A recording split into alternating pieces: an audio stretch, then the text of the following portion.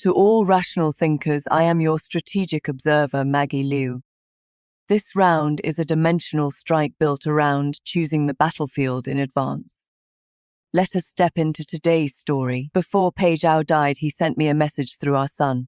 If there were another life, he said he would rather be an inconsequential brother to me than spend another 20 years sharing a bed while dreaming different dreams. Then he truly was reborn. The first thing he did was risk his life to save the woman he had always loved, then send Madame Pei to adopt me as her sworn daughter.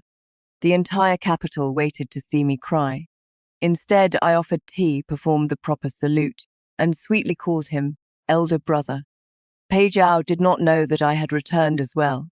In this life he could have his beloved, and I would have the man who once carried me out of certain death amid a routed army later. When heavy snow sealed the river, Xian pursued me to the ferry in wedding robes. His voice was hoarse beyond recognition.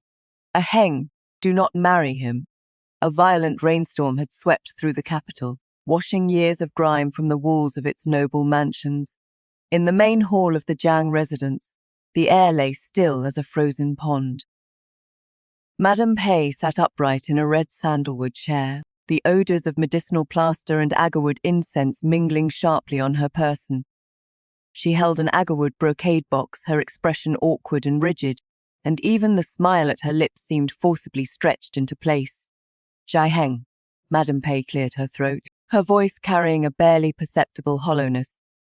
"The Pei and Jiang families have been close for 3 generations.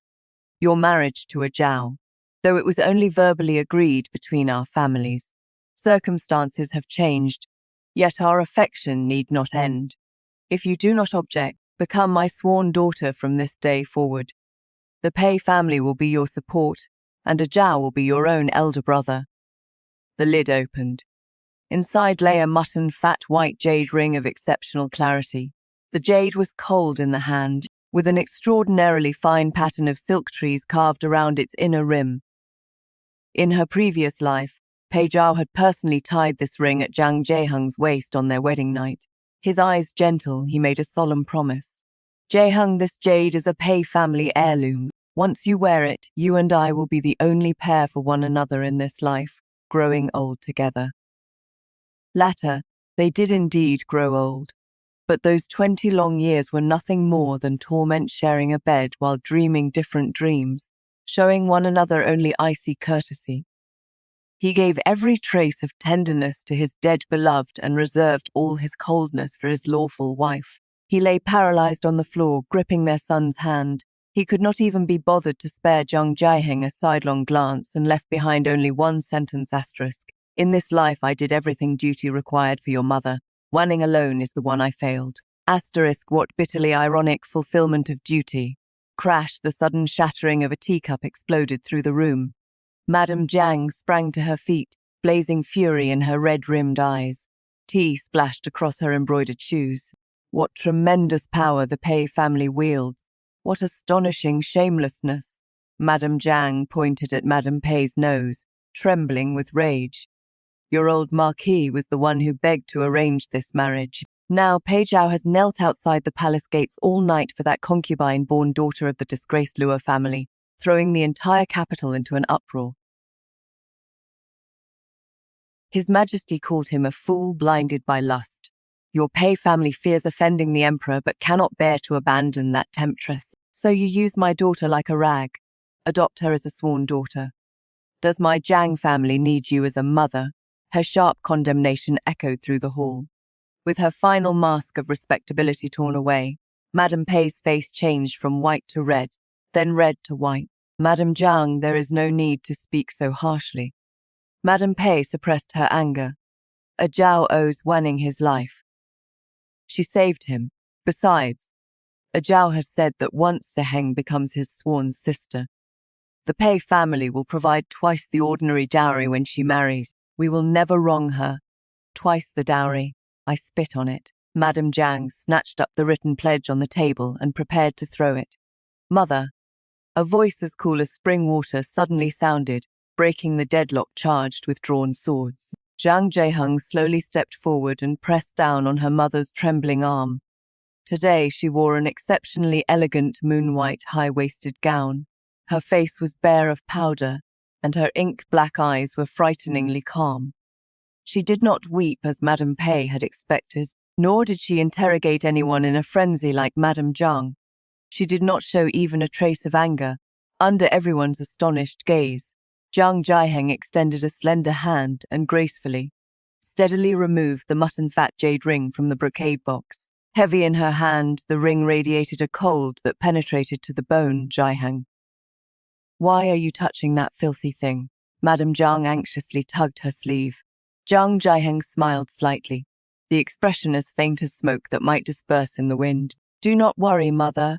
Madame Pei is right. Our families share deep affection. How could we damage that harmony over mere romantic love? It is my good fortune to receive the Marquis's favor and become their sworn daughter. With that, she bent both knees without the slightest hesitation and performed a proper junior's kowtow before Madame Pei in front of the entire household. This young woman, Zhang Jiaheng, greets her sworn mother. Madame Pei was utterly stunned. She had prepared a bellyful of arguments to persuade, soothe, and even threaten Zhang Jiaheng, but that crisp, unhesitating kneel trapped every one of them in her throat. Looking at the strangely obedient woman before her, she felt an inexplicable panic. After completing the salute, Zhang Jiaheng rose calmly, brushed the faint dust from her skirt, and turned toward the wooden screen in the main hall. Elder brother, since you have come, why hide? Behind the screen, a tall, slender figure shuddered slightly before slowly emerging. Pei Zhao wore a cool-toned bamboo blue robe. His cheeks were bloodless, and his thin lips pressed tightly together. He had knelt all night outside the palace gates and received 30 lashes from the old Marquis. Dark red blood had begun to seep through the fabric at his back.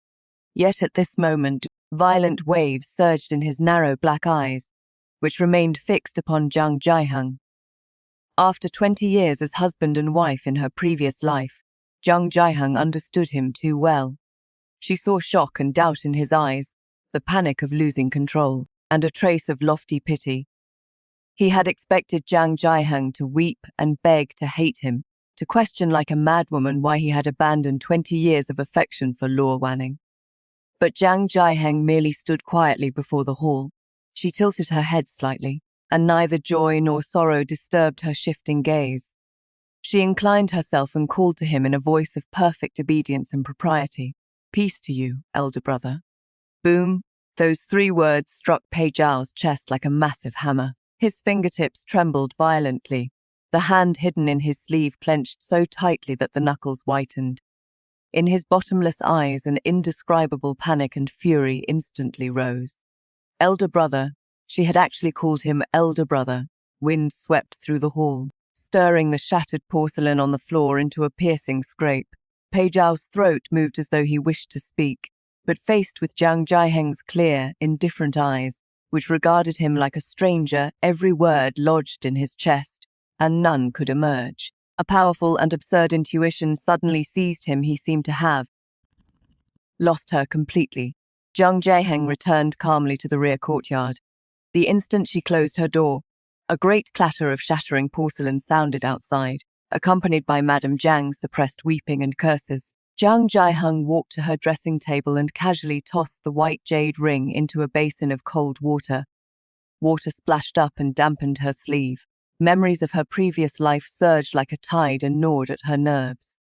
20 years earlier, in this same season, Pei Zhao had broken with his family for Luo Wanning, and the entire capital laughed at the Zhang family. Later, Pei Zhao settled for marrying her, and she believed her sincerity had finally moved his stony heart.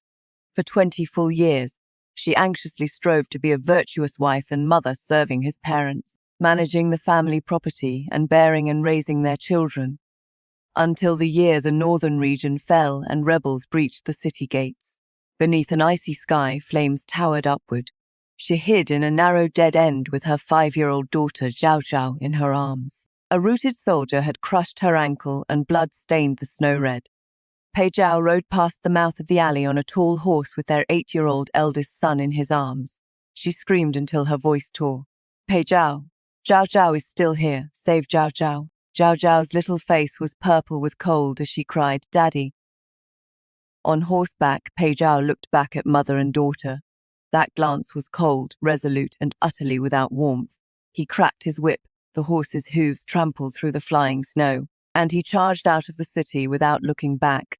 Because the eldest son was the Pei family's sole male heir, the bloodline could not be allowed to end. Another daughter could be born, another wife could be married. In Pei Zhao's calculations, mother and daughter were pieces that could be abandoned at any time. At the moment of her despair, a sickly man everyone regarded as useless mud, the most infamous good-for-nothing in Linzhou, climbed from the ruins over corpses and broken swords. Shi Fengzhou, the second young master of the Shi family, rumoured to have lost his wits after a fever at 7 and recovered only at 16, after which he spent every day lingering in pleasure quarters and winehouses fighting cocks and racing horses. He was covered in blood, and his moon-white robe no longer showed its original colour. He carried Zhang Zhiheng, both legs broken, on his back and held the trembling Zhao Zhao tightly against his chest, staggering step by step through a rain of arrows and flashing blades. Second young master Xia. Put us down, you will die. Zhang Zhiheng sobbed on his back until her heart seemed to split. Shi Fengzhou coughed violently. Blood seeped from his lips and fell scorching hot upon the back of her hand. Yet he bared his teeth in an extraordinarily arrogant and pure smile. Since this young master risked his life to come back, I never intended to leave empty-handed. Zhang Zhiheng, hold tight. In the end, he used his own spine to support a gap in the collapsing city wall, so Zhao Zhao could climb over his shoulders and escape. A skyful of arrows fell and pierced his chest. The libertine, mocked by the entire capital, stood in a pool of blood, winked at her, and smiled like the brightest ray of spring sunlight, then collapsed. That scene became the only warm light in Zhang Zhiheng's mind before her death in her previous life. Knock, knock. The sound at the door interrupted Zhang Zhiheng's thoughts. She drew back her gaze and said coldly, "Enter." The person who opened the door was not a maid, but Pei Zhao, returning again. He had clearly avoided the people in the front courtyard and come directly to the servants' quarters by the rear lane. Moonlight stretched his shadow across the ground, dark and oppressive. "Zhiheng, are you finished with this foolishness?" Pei Zhao strode into the courtyard, his voice suppressing endless rage. Zhang Zhiheng stood beneath the covered walkway and looked down at him. Elder brother enters his sworn sister's chamber late at night. Do you not fear word spreading that you cannot govern your household? Stop calling me elder brother. Pei Zhao interrupted furiously, his eyes red. Zhang Zhiheng, stop speaking with such barbed mockery. I know you resent me, but Wanning has only just escaped the Imperial Entertainment Bureau. She is penniless and frail. If I do not save her, death is her only path. You have always been dignified and magnanimous. Why can you not show me some understanding? Understand you, Zhang Zhiheng laughed softly, the sound exceptionally piercing in the quiet night. What lofty righteousness the eldest young master possesses, risking life and limb for the woman he has always loved, willing to abandon even the Marquis's reputation and his own rank and fortune. Your devotion is truly as deep as the sea. But what has any of that to do with me, Zhang Zhiheng? I acknowledged a sworn mother and preserved the Pei family's dignity. What more do you want from me? Must I visit your dear Wanning as a concubine and serve her medicine? Her retort turned Pei Zhao's face livid, his chest heaving violently. He gritted his teeth and tentatively stepped closer. Lowering his voice, he asked with an unmistakable tremor, "Zhiheng, did you also return?" A deathly silence descended upon the small courtyard. The wind stirred the leaves with a sound like weeping. Zhang Zhiheng did not answer. She merely watched him as if he were a ridiculous clown. Her reaction made Pei Zhao more certain. Fervor and guilt rose in his eyes, and he said urgently, "Since you also returned, you should know that in our previous life we grew old together. Though an accident occurred in this life, I promise that once I have settled Wanning, I will marry you with every honor. I will never allow you to suffer. Marry me." Zhang Zhiheng raised a brow. "Then what does that white jade ring in Madame Pei's hand signify? The entire capital knows I am now your sworn sister. Do you intend to marry your sworn sister because you do not fear the censorate drowning you in spit? Or because you do not fear His Majesty charging you with violating morality through incest?" Pei Zhao froze. He had thought only of saving Luo Wanning while keeping Zhang Jiaheng beside him as his sworn sister. He forgot that under this dynasty's strict moral code, once sworn kinship was acknowledged and entered in the clan register. Marriage between them became impossible. In this life, he had personally sealed that road shut. Furthermore, Zhang Jiaheng slowly descended the steps. Moonlight covered her exquisite face, cold as frost and snow. My marriage has already been arranged. Pei Zhao looked as though lightning had struck him. What did you say? To whom? The second young master of the Shi family in Linzhou, Shifengzhou. Are you mad? Pei Zhao roared, losing control. What sort of thing is Shifengzhou? He is Linzhou's infamous idiot, a fool. Even after recovering his senses, he remained a wastrel haunting brothels and winehouses, fighting cocks and racing horses. Poison damaged his foundation at 7, and he will not live past 30. To spite me, you intend to marry a useless man. Zhang Jiaheng walked until only 3 feet separated them. She raised her head, her gaze sharp as a blade, every word drawing blood. What does it matter if he is useless? At least he would not abandon his wife and daughter to flee alone when rebels breached the city. At least he would not climb to safety over the bones of his own daughter when the wall collapsed. Every trace of blood instantly left Pei Zhao's face. He staggered 2 steps backward as if struck and collided with the locust tree behind him. Dead leaves drifted down. You remember everything, he said hoarsely, his voice trembling. Jiaheng, I was wrong when the northern city fell. I did it to preserve the Pei family line. I had no choice.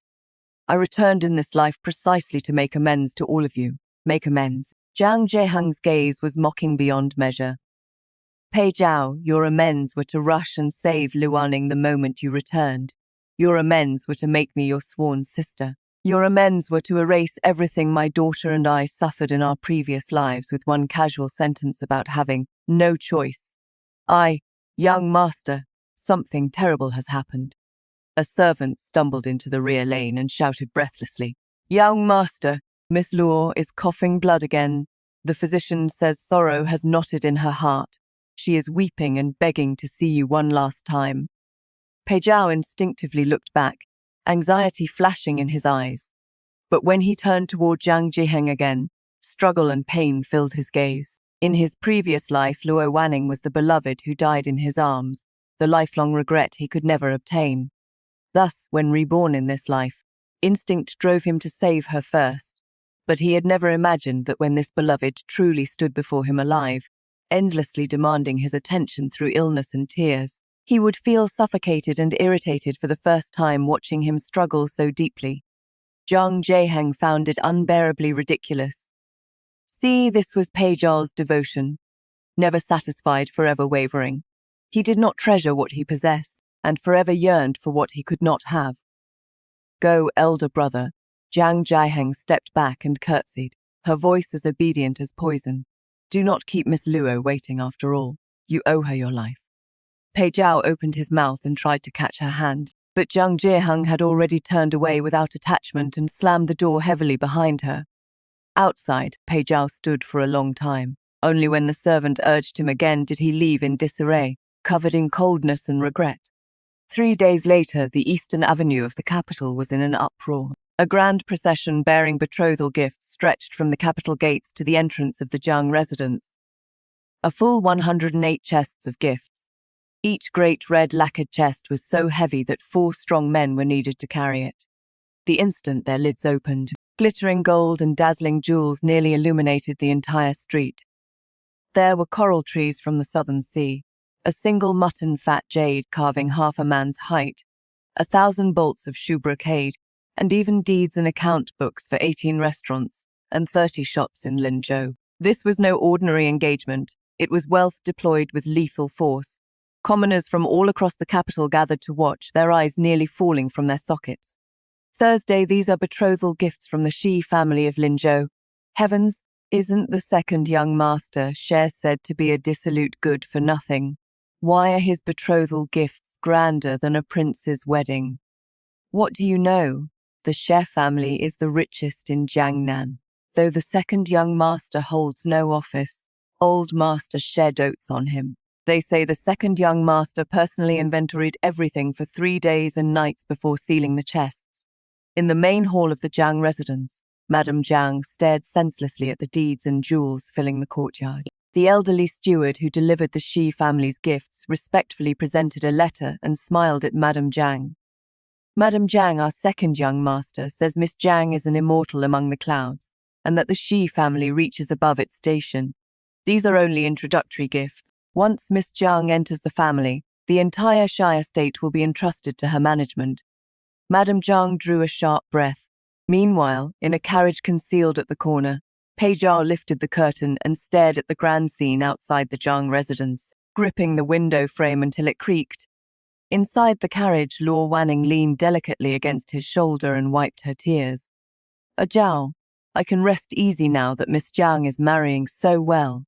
It is only that the second young Master Shi's reputation is poor. Could Miss Jiang be acting out of spite? Silence. Pei Zhao suddenly roared in fury. Luo Wanning's crying stopped in fright. She looked at the savage-faced man before her with a pale face. Pei Zhao stared at the red decorations hanging high outside the Jiang residence, his chest heaving. A surge of blood reached his throat, and he forcibly swallowed it. He knew Jiang was not acting out of spite.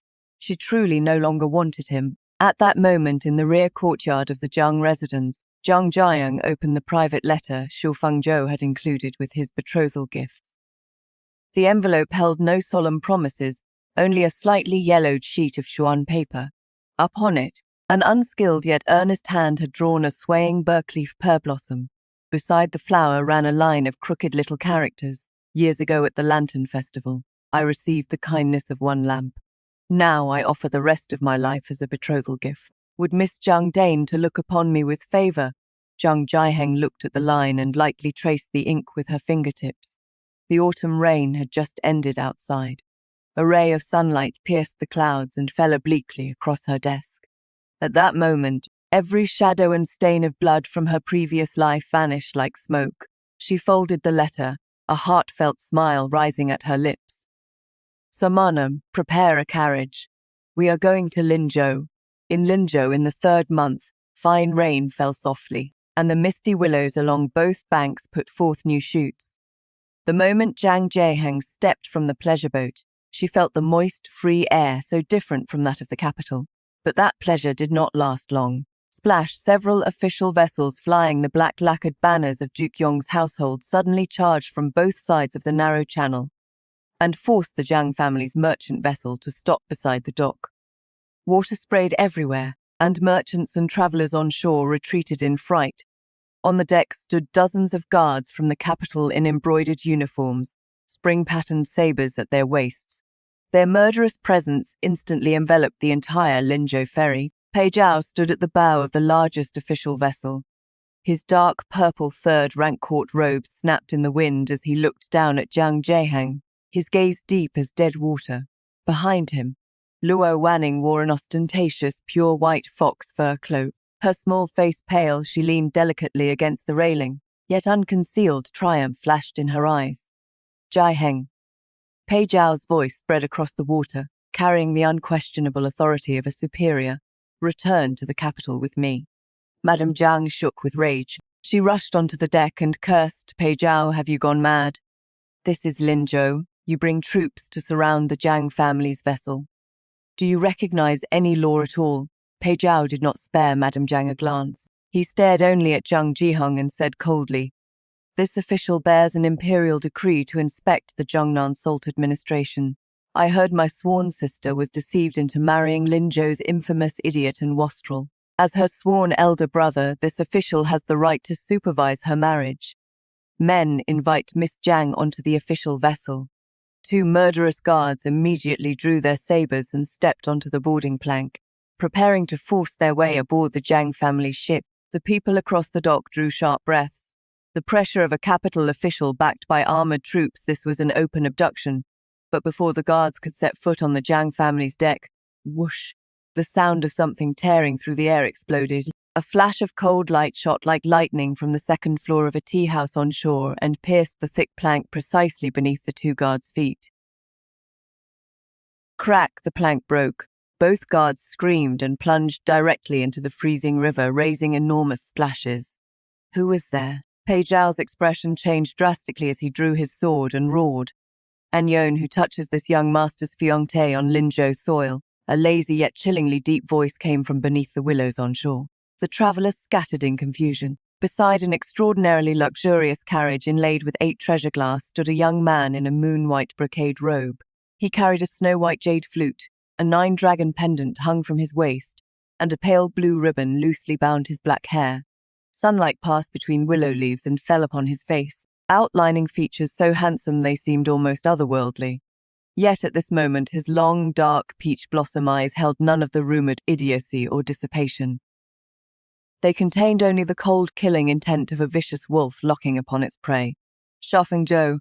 He walked onto the dock 1 step at a time. With each step, dozens of silent Shi family death-sworn guards in black iron arrows at their waists emerged behind him and instantly formed an airtight counter-encirclement around Pei Zhao's official vessel. "Shi Fengzhou." Pei Zhao's pupils contracted violently. "You have been feigning stupidity. You dare surround an official of the imperial court." Shi Fengzhou could not even be bothered to look at Pei Zhao. He walked directly to the bow of the Jiang family's vessel and extended his hand to Jiang Jian. In that instant, the murderous intent in his eyes vanished, replaced by an almost humble tenderness and care. "Jian, the journey was difficult. Come, step ashore." Jiang Jieheng looked at the man before her.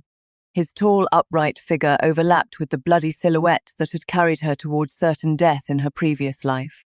Without the slightest hesitation, she raised her hand and placed it firmly in Shi Fengzhou's palm. Shi Fengzhou's palm was somewhat hot and covered in a thin layer of hard calluses, the marks left only by years of holding a sword.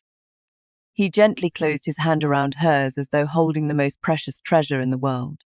Seeing this from the official vessel, Pei Zhao looked as though lightning had struck him, his eyes almost splitting from their sockets.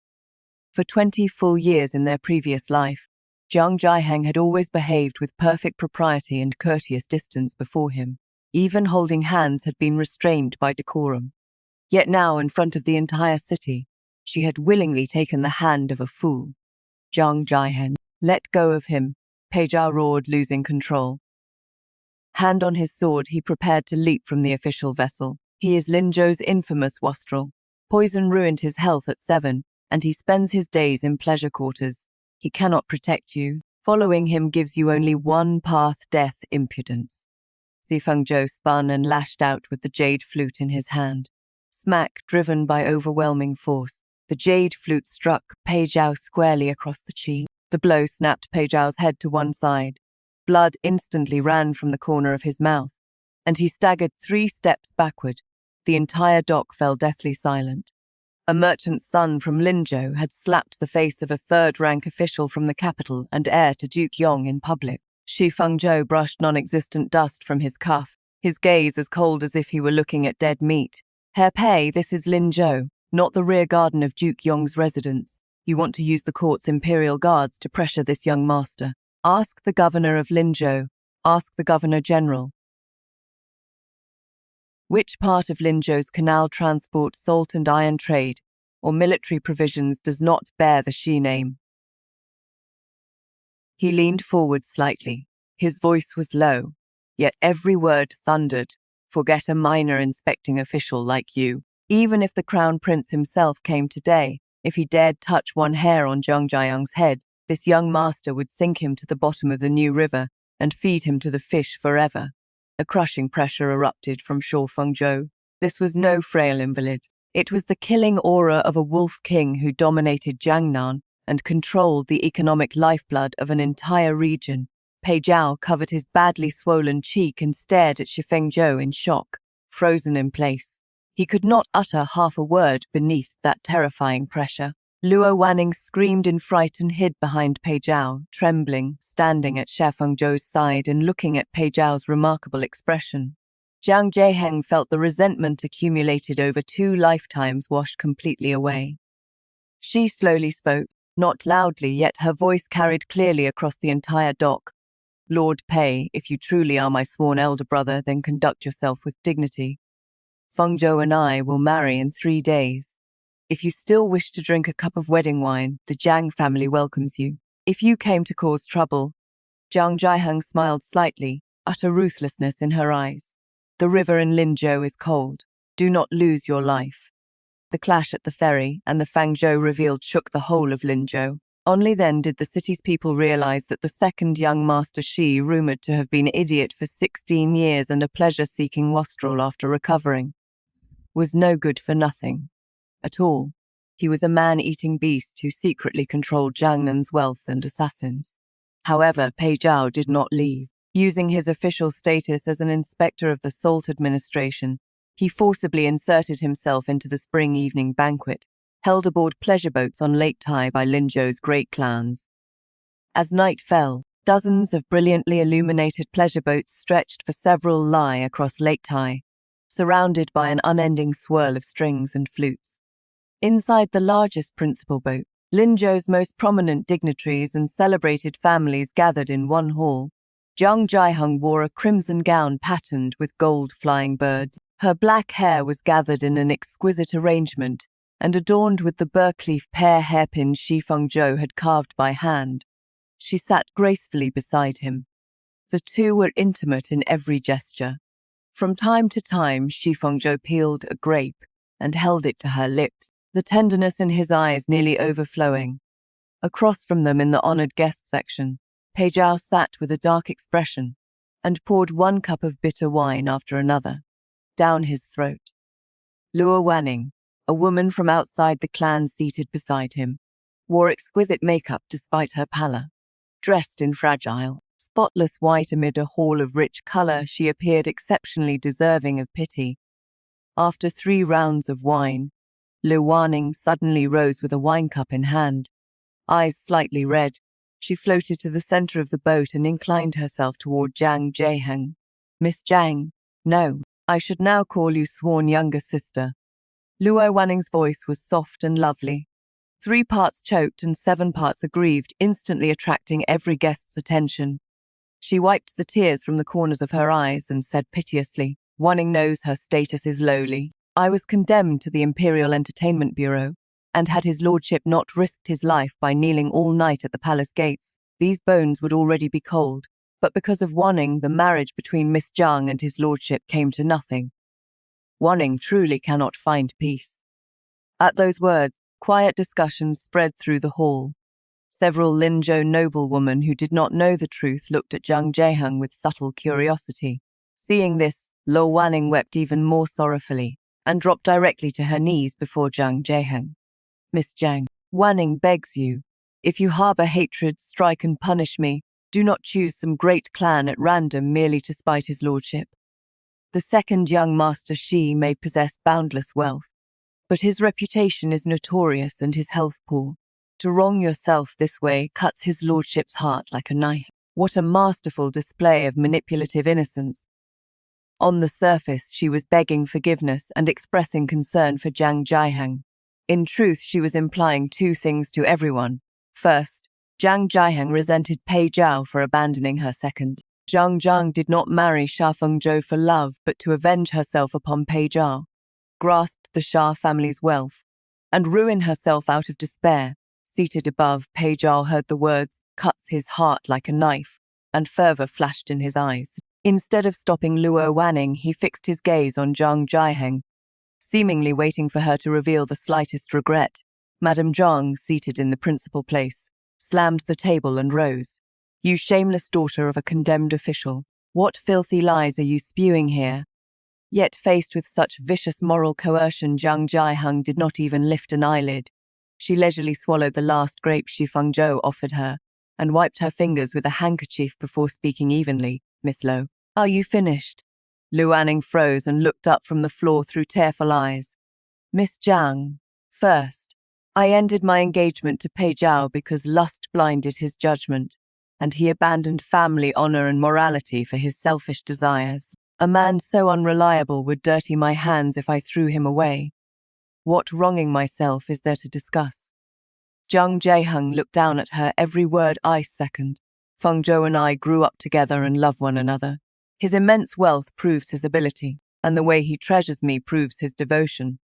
As for you, Zhang Jiaheng sneered, you are the daughter of a condemned official who received the mercy of an imperial pardon. Instead of remaining behind closed doors to reflect, you ostentatiously followed an unrelated man to Jiangnan and came to a Linzhou banquet to sow discord and threaten death. Miss Luo, your family was confiscated years ago because it embezzled military funds and withheld frontier provisions, causing tens of thousands of soldiers to die. Other than pretending to be pitiful and seducing men, does nothing remain in your bones but the rancid stench that can never be washed away. Boom, military funds, collusion with the enemy. Confiscation. The word struck every nerve in the hall like a heavy hammer. The relatives of many Linzhou officials had served at the frontier. At the words withheld military provisions, their gazes toward Luo Wanning instantly changed from sympathy to corrosive loathing and hatred. Luo Wanning's face turned pale as paper. She shrieked, "You lie, my father was framed." A Zhao said the Luo family was innocent. Innocent. Shi Fengzhou, silent until now, suddenly chuckled. His laugh was full of mockery. He clapped his hands. The curtain lifted, and Shi family death-sworn guards dragged in a gaunt, middle-aged man in Taoist robes and casually threw him into the center of the boat. Pei Zhao's pupils abruptly contracted when he saw the man. Physician Qin. This was the renowned physician whom Pei Zhao had gone to every effort to bring Lu Wanning to Linzhou to find Physician Qin. Shi Fengzhou unhurriedly drew a stack of ink-stained ledgers and letters from his robe and threw them directly at Pei Zhao's feet. Herr Pei, haven't you always wondered why your beloved is so frail, forever coughing blood, burning with fever, and hovering on the brink of death? Shi Fengzhou's slender fingers tapped the table, a cruel curve at his lips. Physician Qin has confessed. Luo Wanning does not suffer from any terminal illness. For the past 3 years, she has secretly taken a slow-acting poison called Crimson Thread Beauty. In small doses, it makes the face pale and causes endless coughing of blood, creating the appearance of imminent death. In fact, once she stops taking it and recuperates for 3 months, she will recover completely. She used that poison to ensnare you for 3 full years, to make you believe she suffered every injustice for you and stood at death's door. To make you abandon the fiancé who grew up at your side and kneel outside the palace gates until you became a joke. Thud, Pei Zhao looked as though lightning had struck him. Frozen in place, he stared incredulously at Luo Wanning kneeling on the floor. Number, it isn't like that. A Zhao, let me explain. In a panic, Luo Wanning reached for the hem of Pei Zhao's robe. Her former frailty had vanished, replaced by endless fear. Physician Qin lay collapsed on the floor and confessed through his trembling. Spare my life, my lord. Miss Luo gave this lowly man 5,000 taels of silver to falsify her medical records and cooperate with her performance. Every word I speak is true. Boom. Something seemed to shatter inside Pei Zhao's mind, past life and present 2 entire lifetimes. The beloved he worshipped like a goddess, regarded as the regret of his life and abandoned his wife to protect, was actually a vicious, calculating woman who had used him from beginning to end and manipulated him through self-harm. There is also this. Shi Fengzhou pointed at the letters on the floor, his eyes dark and cold. These are the original secret letters proving the Luo family's collusion with the Northern D. Luo Wanning concealed them with the original intention of blackmailing her own uncle. Heir Pei for a scheming, poisonous woman who colluded with the enemy and betrayed the realm. You abandoned Jiaheng and even ran to the palace gates to threaten his majesty. Shi Fengzhou propped his chin in his hand and laughed until he rocked back and forth. Ha ha ha ha. Pei Zhao, you are not only blind, you are the greatest fool beneath heaven. The entire hall was silent. Every prominent guest now looked at Pei Zhao not with shock, but with mockery reserved for the world's foremost idiot, FFT. Unable to withstand the devastating blow and endless humiliation, Pei Zhao felt a violent pain twist through his chest. He sprayed a great mouthful of blood, his vision went black, and he collapsed heavily into the pool. A Zhao, a Zhao. Luo Wanning screamed and threw herself toward him. But this time, none of the guards paid her any attention. The Shai family's death-sworn men dragged Luo Wanning, and the blood-spitting, unconscious Pei Zhao from the boat like dead dogs, and threw them onto the cold mud of the shore. Across Lake Tai, the wind stilled and the water calmed. Cheerful music began to play inside the pleasure boat once more. Shi Fengzhou turned and gently took Zhang Jiaheng's hand. his black eyes shining like stars. Jaeheng, the eyesores have been cleared away. Let us go home. Jiang Jaeheng looked at the man before her, smiled, and squeezed his hand in return, nodding firmly. All right, let us go home. After the evening banquet on the pleasure boat, the skies over Linzhou changed completely. Evidence that Luo Wanning had hidden letters proving collusion with the enemy and taken a prohibited drug to frame an important official was rushed to the capital by fast horse. His Majesty flew into a rage and issued a decree. Luo Wanning was thrown directly into death row, to be executed after autumn. Duke Yong's household was condemned for failing to discipline its son. Pei Zhao was immediately stripped of his position as inspector, demoted by 3 ranks of nobility, and ordered back to the capital to reflect behind closed doors. In an instant, Pei Zhao became an enormous joke throughout the noble circles of the capital and Jiangnan. Yet everyone underestimated the madness of a selfish hypocrite who had lost everything. 2 nights before the wedding, an unusually heavy snow fell over Linzhou. The gale howled, and ice and snow snapped the remaining leaves from the Birkleaf pear trees with crisp cracks. At the Jiang family's secondary residence, Jiang Jaeheng sat by candlelight, trying on a bright red wedding robe embroidered with golden silk tree patterns. In the bronze mirror, the young woman's face glowed like peach blossoms. The sorrow and forbearance of her previous life had long vanished from her features, replaced by hope for the future. Crash! The gates of the residence were suddenly kicked open. The violent impact and the servants' startled screams tore apart the silence of the snowy night. Dozens of death-sworn men wielding steel blades and wearing black armor surged into the courtyard like evil spirits. Cold light from their blades reflected in the snow, horrifying to behold. Madame Jiang paled in fright. What is happening? Have bandits entered the city? Jiang Jaeheng's eyes turned cold. She pulled the golden hairpin from her coiffure, placed her mother behind her, and stepped steadily through the door, through the wind and snow. A staggering figure radiating intense menace slowly approached Pei Zhao. He wore no court robes but battered light armor covered in mud. His hair was disheveled, his eyes webbed with frightening blood vessels, and his right hand gripped a blood-dripping sword. Cornered madness radiated from his entire person. Jaeheng. Pei Zhao stopped beneath the covered walkway and stared foolishly at Jiang Jaeheng in her bright red wedding robes. He smiled miserably. You look so beautiful in wedding clothes. You were just as beautiful when you married me in our previous life. Jiang Jaeheng's expression was cold as black ice. Pei Zhao, you privately mobilized routed frontier soldiers and invaded a civilian residence at night. Do you wish to have 9 generations of your clan exterminated? 9 generations? Pei Zhao threw back his head and laughed until tears streamed down his face. The household title is gone. My reputation is gone. Wanning was false. Everything was false. Jaeheng, only you. Only the 20 years you spent with me in our previous life were real. He abruptly stepped forward and pointed his sword at Jiang Jaeheng, his eyes blood red. Heaven did not send me back to watch you marry another man. What is so good about that short-lived wretch Shifengzhou? He will not live past 30. He does not deserve you. Come with me tonight. I will take you across the sea to the southern ocean, somewhere no one knows us. We will begin again. Madame Jiang cursed furiously. Madman, you are utterly insane. But Jiang Jaeheng did not move even one brow. She looked coldly at the hysterical man before her and found him both pitiable and hateful. Begin again, Jiang Jaeheng spoke slowly, every word a blade. Pei Zhao, why did you not think of beginning again when you abandoned Zhao Zhao and me and rode away as the city fell in our previous life? Why did you not think of beginning again when our daughter died of fever in the freezing ruins? Why did you not think of beginning again when you were dying and told our son that Wanning alone is the one I failed? Pei Zhao's body shook violently, his face white as paper. I told you that was the previous life. In this life, I know everything. I know Luanning deceived me. The person I truly love is you. You do not love me. Jiang Jaeheng mercilessly tore away his final covering of shame.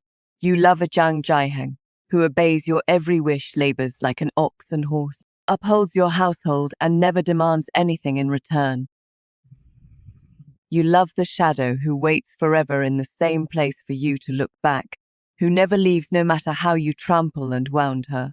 Now that I no longer want you, you are merely unwilling to accept it. This is nothing but your selfish desire to possess me. Silence, silence. Zhang Jieheng had struck the filthiest, darkest corner of his heart, and humiliation turned Pei Zhao completely furious.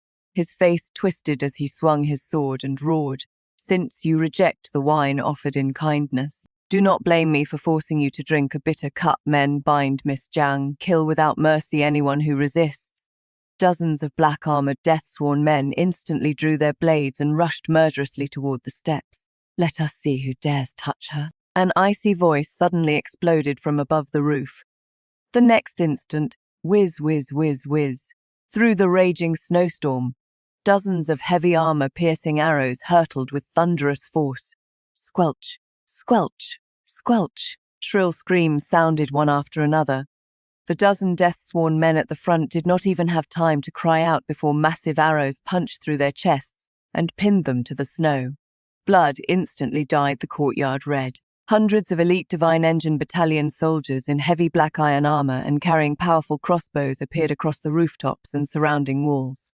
The dense mechanical clicks of crossbows being drawn sounded, trapping Pei Zhao and his men completely within the encirclement. Wearing a black cloak, Shi Fengzhou walked slowly through the wind and snow from beyond the courtyard gates. He held a black gold sword still dripping blood, his gaze as indifferent as a god looking down upon insects. "Pei Zhao, did you think this young master would not know you secretly mobilized 200 private soldiers from Marquis Dingbei's former command?" A bloodthirsty sneer touched Shi Fengzhou's lips.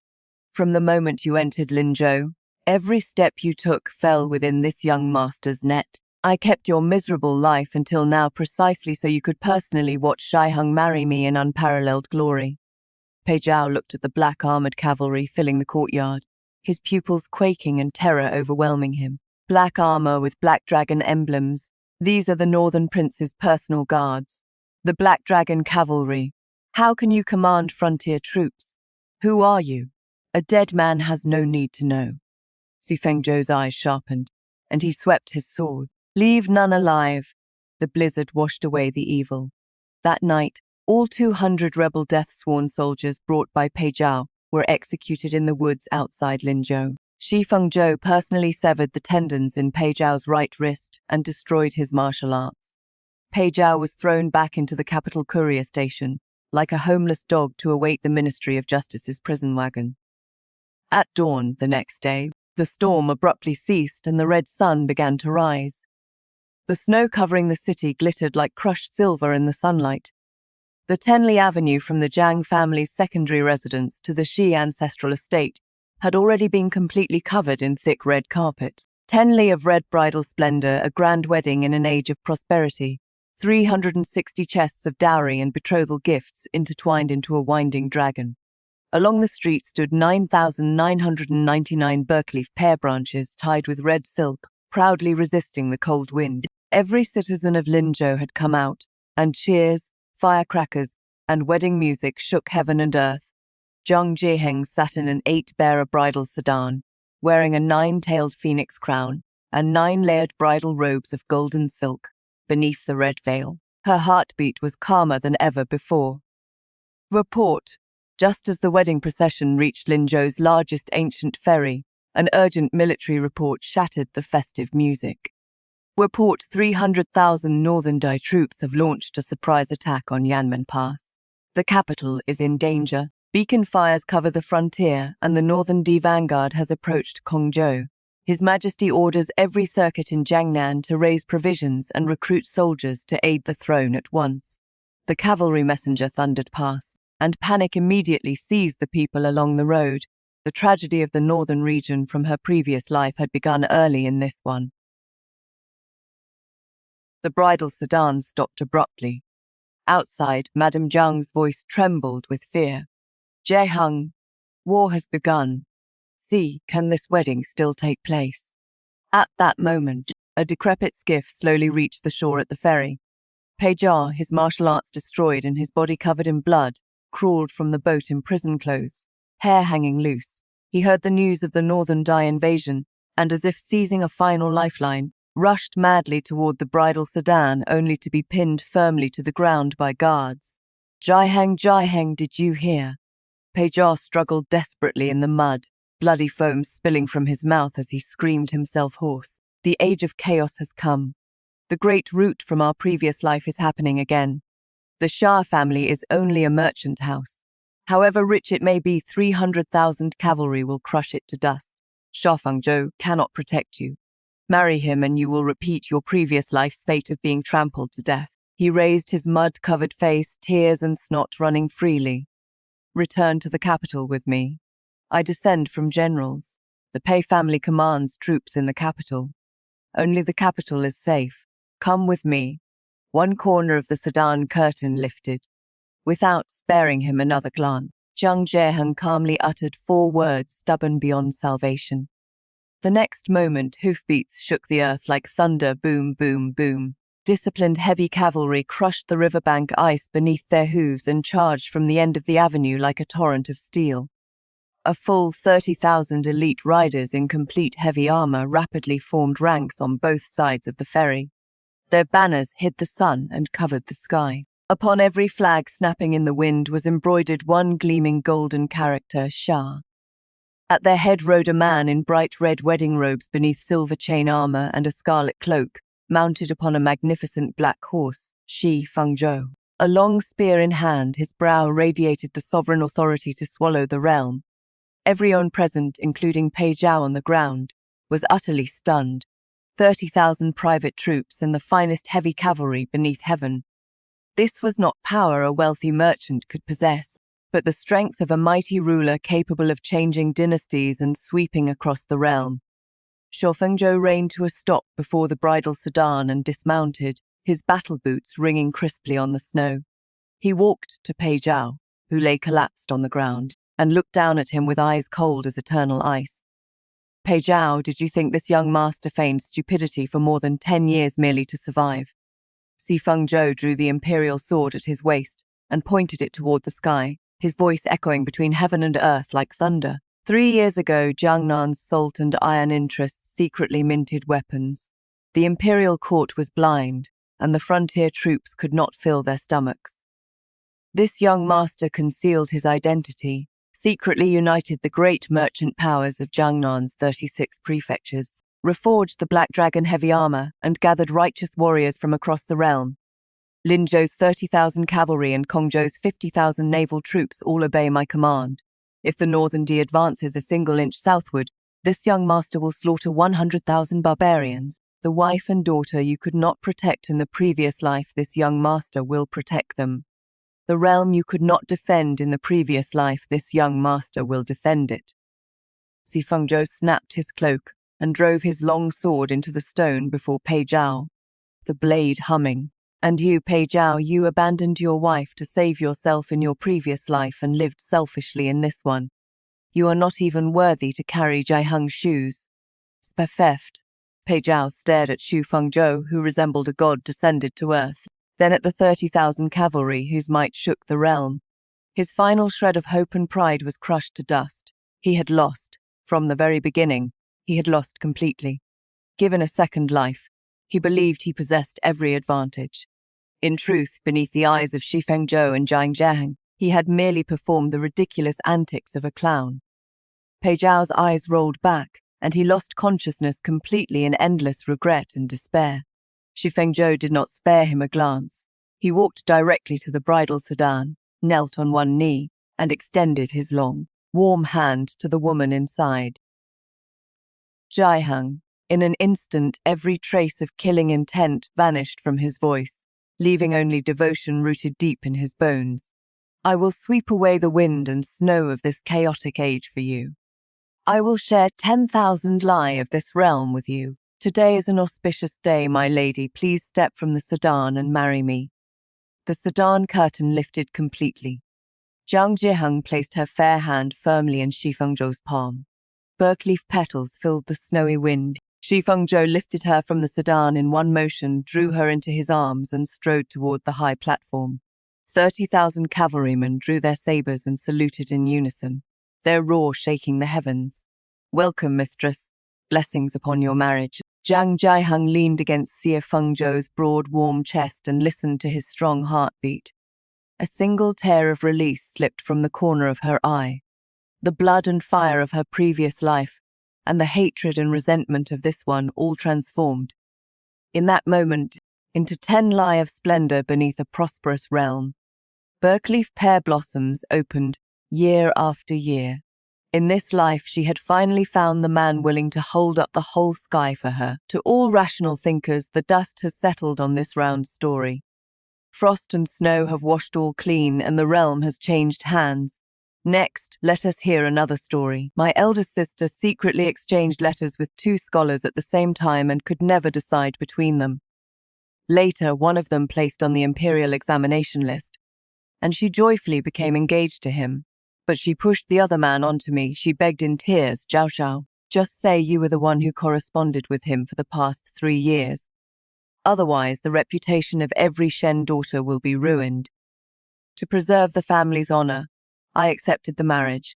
Who could have known that the impoverished scholar was Xi Xian, heir to a princely house, living under an assumed name? He welcomed me into the residence in an 8-bearer sedan, cherished me like a precious jewel after our marriage, and promised me a lifetime free from worry. Instead, the newly ranked scholar my elder sister chose was convicted and exiled. Dragging her through endless hardship, in despair, my elder sister hanged herself. Before dying, she accused me through tears of blood. I was clearly the one who corresponded with His Highness. My younger sister stole my name and marriage, leaving me to entrust myself to the wrong man. Xi Xian believed her. His former tenderness turned completely to hatred. He confined me to a secondary residence and forced me to kneel every day before my elder sister's memorial tablet to atone, until the lamp of my life burned dry. When I opened my eyes again, I had returned to the day my elder sister pushed the letters upon me. With red eyes, she pleaded, "Zhao Zhao, please accept him." Before I could refuse, gongs and drums suddenly thundered outside. The steward stumbled in, his face beaming. "Madam, the heir of the princely residence has come with betrothal gifts." My entire body stiffened. In my previous life, Xi Xian had regained his identity and come to propose only after my elder sister married Song Huiyan. Why had he come early now, unless he had also returned? The moment the thought arose, Mother hurried to the front hall. She gazed at the betrothal gift stretching for several li beyond the gate, and her expression abruptly changed. "Liao, what is happening? Young Master Song came to propose only yesterday. Why has Prince Ning's residence brought betrothal gifts today?" My elder sister went deathly pale and could hide the truth no longer. She dropped to her knees and tearfully confessed everything about corresponding with 2 scholars over the past 3 years. Afraid our parents would consider only family rank and hastily determine her entire future, she had imitated those who selected husbands beneath the examination list and often visited tea houses to hear scholars discuss poetry. She chose 2 men. One was Song Huiyan, who came from an impoverished scholarly clan. The other called himself Xian, an orphan lodging in the capital. In her letters to both men, she discussed poetry and essays and offered earnest encouragement. She meant to wait until one of them achieved a high examination rank, then have him visit and propose. Who could have known that as soon as Song Huiyan placed on the list, Xi Yan would transform into Xi Xian, heir to Prince Ning? My elder sister wept with pear blossoms in the rain. "Your daughter knows she was wrong. Punish me, Mother."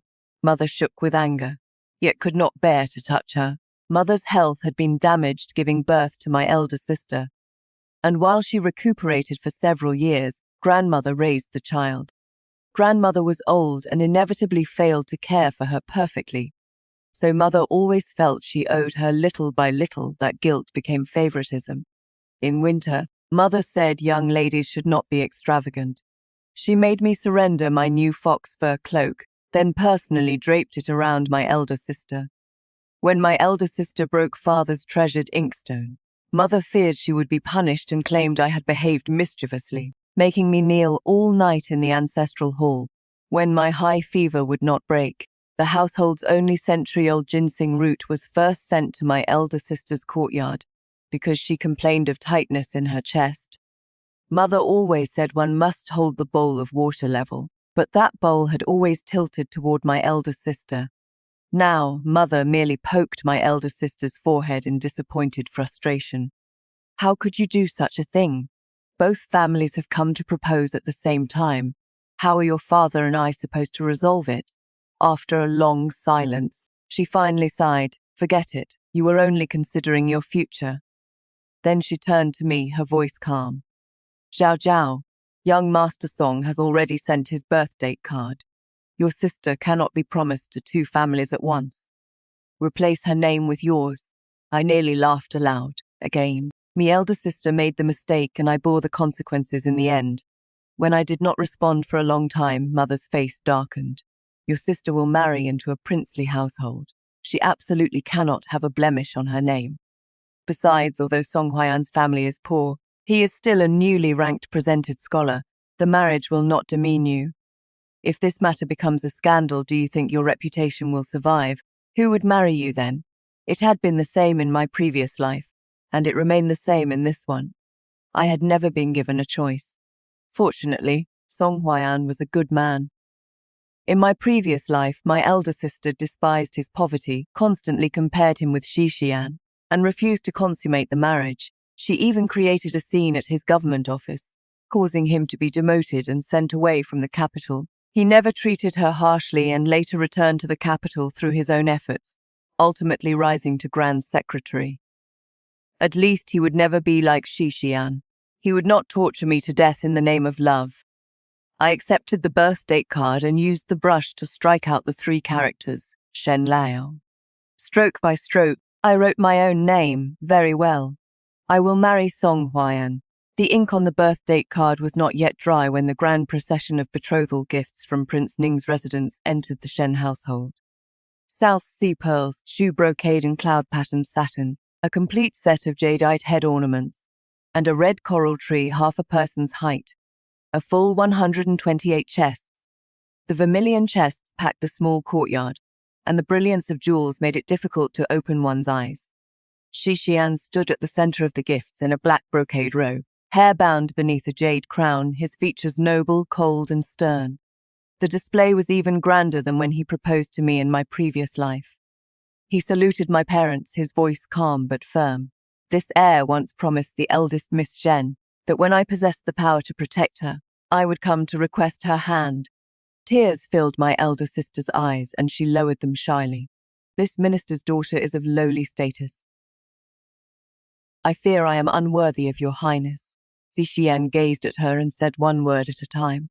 As long as this heir desires it, status and family rank are no obstacle. My fingertips curled slightly. He had said the same words to me in our previous life. At that time, Princess Ning had objected because my father held only a 7th rank office and refused to let him marry me. He had overruled every objection and insisted on having me invested as his principal consort. Because I feared the cold, he ordered thick felt laid beneath every corridor in the princely residence. Before I went out in winter, he personally warmed my embroidered shoes. When I craved green plums from Jiangnan during an illness, he had them rushed 800 li to the capital. Then kept watch at my bedside for 3 days without closing his eyes. After 3 childless years of marriage, Princess Ning tried to take a secondary consort for him. He smashed his teacup before everyone. In this life, I will touch no one but Le Zhao. I thought he would never betray me. But my elder sister's suicide note burned 3 years of love to ash. He flung those letters in my face, their sharp edges cutting the corner of my mouth.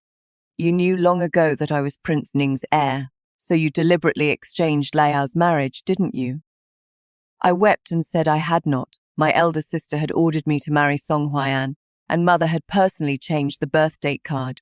But he did not believe a single word that night. He pinned me to the couch and forced me to apologize to my elder sister again and again. Later, he cancelled my birthday banquet, sold every old servant at my side, and confined me to a secondary residence. Even when illness reduced me to bones, he watched with cold eyes. Le Zhao, she died because of you. Even your life is not enough to repay what you owe her. Now he stood before me again and gave my elder sister the same promise, as though the burning love of our previous life had never belonged to me. Father hesitated. Is marrying in half a month not too soon? Sooner is better. Shi Xian spoke coolly, but his gaze crossed the crowd and fell upon me. It will prevent some blind fool from attempting to steal another person's identity. The entire courtyard fell abruptly silent. No one else understood, but I did. My heart felt pricked by a dull needle, not fatal, but a fine, persistent pain, yet I did not avoid him and met his gaze calmly. Your Highness is correct. I curved my lips. You and elder sister love one another, and are a match made in heaven. I naturally offer my sincere blessing. Xian's eyes abruptly darkened. He stared at me, as though searching my face for jealousy, unwillingness, or guilt, but he was destined for disappointment. In this life, I would never love him again. After a long moment, he sneered. See that it remains so. He suddenly stepped forward and glanced at the birth date card in my hand. Second, Miss Shen appears quite open-minded. Have you already found someone you favor? I lightly pressed the card and lowered my eyes. Since elder sister is to marry, I naturally must plan for myself as well. He stared at me, coldness surging in his eyes even as a sneer pulled at his lips. Very well, then this heir will wait and see what excellent husband you can choose. He swept his sleeve and left. My elder sister came to me holding a casket of Eastern pearls, triumph overflowing from her features. Zhao Zhao, do not blame your sister. If you had accepted the matter earlier, all these things would originally have been yours. But now you can only marry an impoverished scholar. Mother also frowned and rebuked me. Since childhood, you have been inferior to your sister in every way. Now even your marriages are worlds apart. Remember to behave in the future and do not develop improper ambitions. Looking at the courtyard filled with luxurious betrothal gifts, I suddenly found it ridiculous. Was I truly inferior to my elder sister in every way? When I was young, our tutor once praised the strength and spirit of my calligraphy. After hearing this, my elder sister wrote without sleeping or resting for 2 full days. Discarded Xuan paper covered the floor, and her wrists swelled until she could not hold chopsticks. Mother wept from concern, then turned and scolded me. You know perfectly well your sister is competitive. Why must you always strive to surpass her? Must you drive her to injure herself before you are satisfied? Latter at a flower viewing banquet, my painting won first place. My elder sister refused food for 3 days after returning home, so mother tore my painting apart inch by inch before my eyes. It was only a banquet. Why did you compete for attention? Later still, the capital held a parliament. I had taken a commanding lead, but as I passed the viewing stand, I saw mother's dark face and the shake of her head.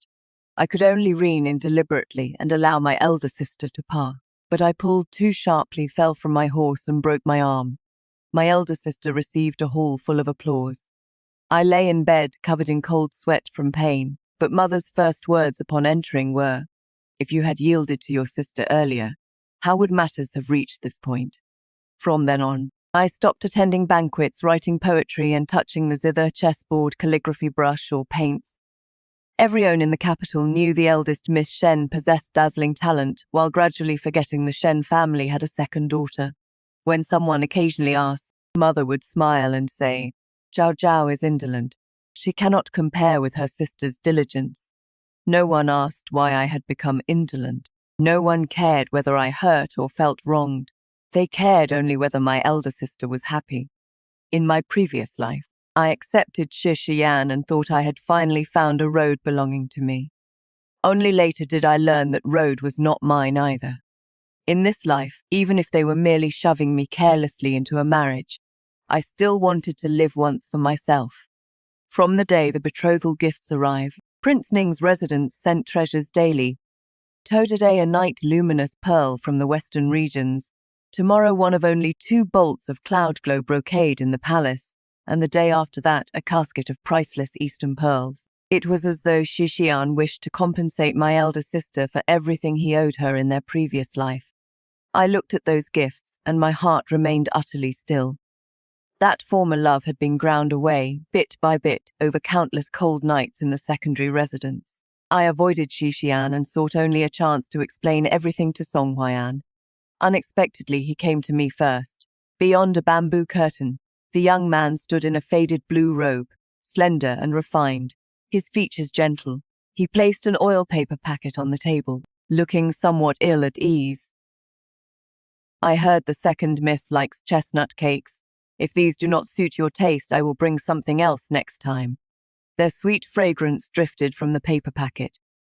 I did not accept it. I merely stared at him and asked, "Young Master Song originally intended to marry my elder sister. Now the bride has changed to me. Do you not resent it?" Song Huayan was silent for a moment, then answered frankly. "The eldest Miss Shen and I shared only a friendship through letters. There was no romantic attachment. She encouraged me when I was at my lowest. I was grateful for her kindness and therefore kept my promise to come and propose. Now that she has found a better match, I will not stand in her way." He looked at me with clear eyes. "As for the second miss, if you are willing to marry me, I will devote myself wholly to you. If you are unwilling, I will personally withdraw the proposal. The fault is not yours, and I will never damage your reputation in the slightest."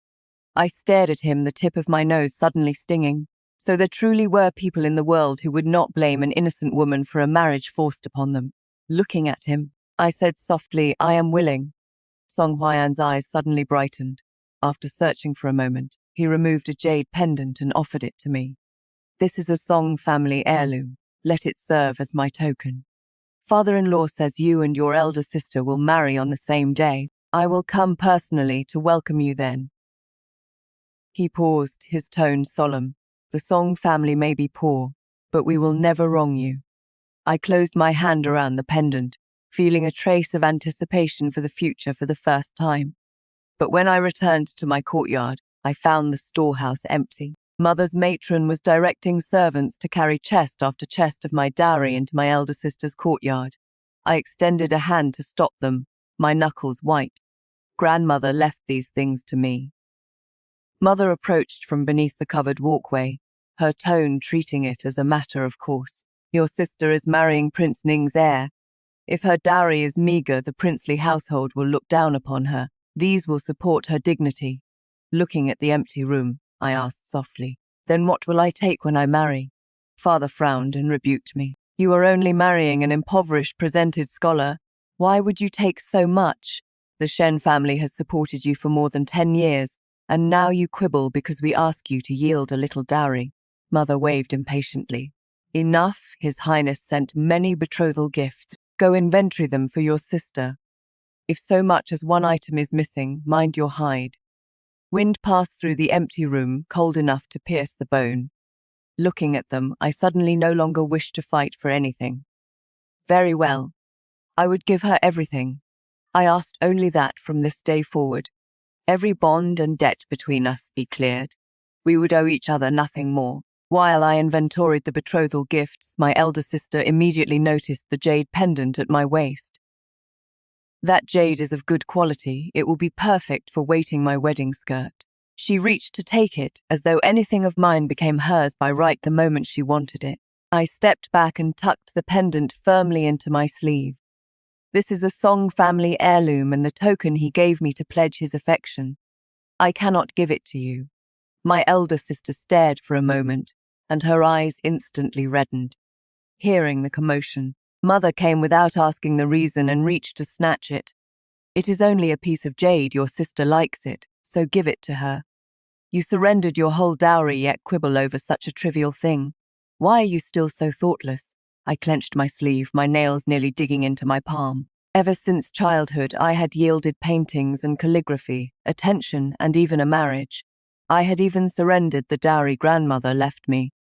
This pendant had been given to me personally by the only person in the world who had asked what I wanted and told me not to be afraid. I can yield anything else, but not this. Impudence.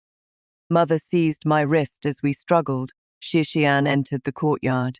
His gaze fell upon my tightly clenched hand, and his face slowly darkened. "Take it out." Protecting the jade within my sleeve, I met his gaze. "This belongs to me, yours." Shixian laughed derisively and walked toward me. "You owe Lao a lifetime's marriage. Now you cannot bear to repay her with even one piece of jade." Again those words after my elder sister died in our previous life. He too said I owed her, so my birthday had to become the anniversary of her death. and her memorial tablet had to be enshrined in my sleeping chamber. I knelt every day until my knees ulcerated, but he continued to watch coldly and forced me to kowtow and confess again and again. Even as the lamp of my life burned dry, he merely ordered from beyond the secondary residence, "Do not let her die too easily." But what did I owe my sister?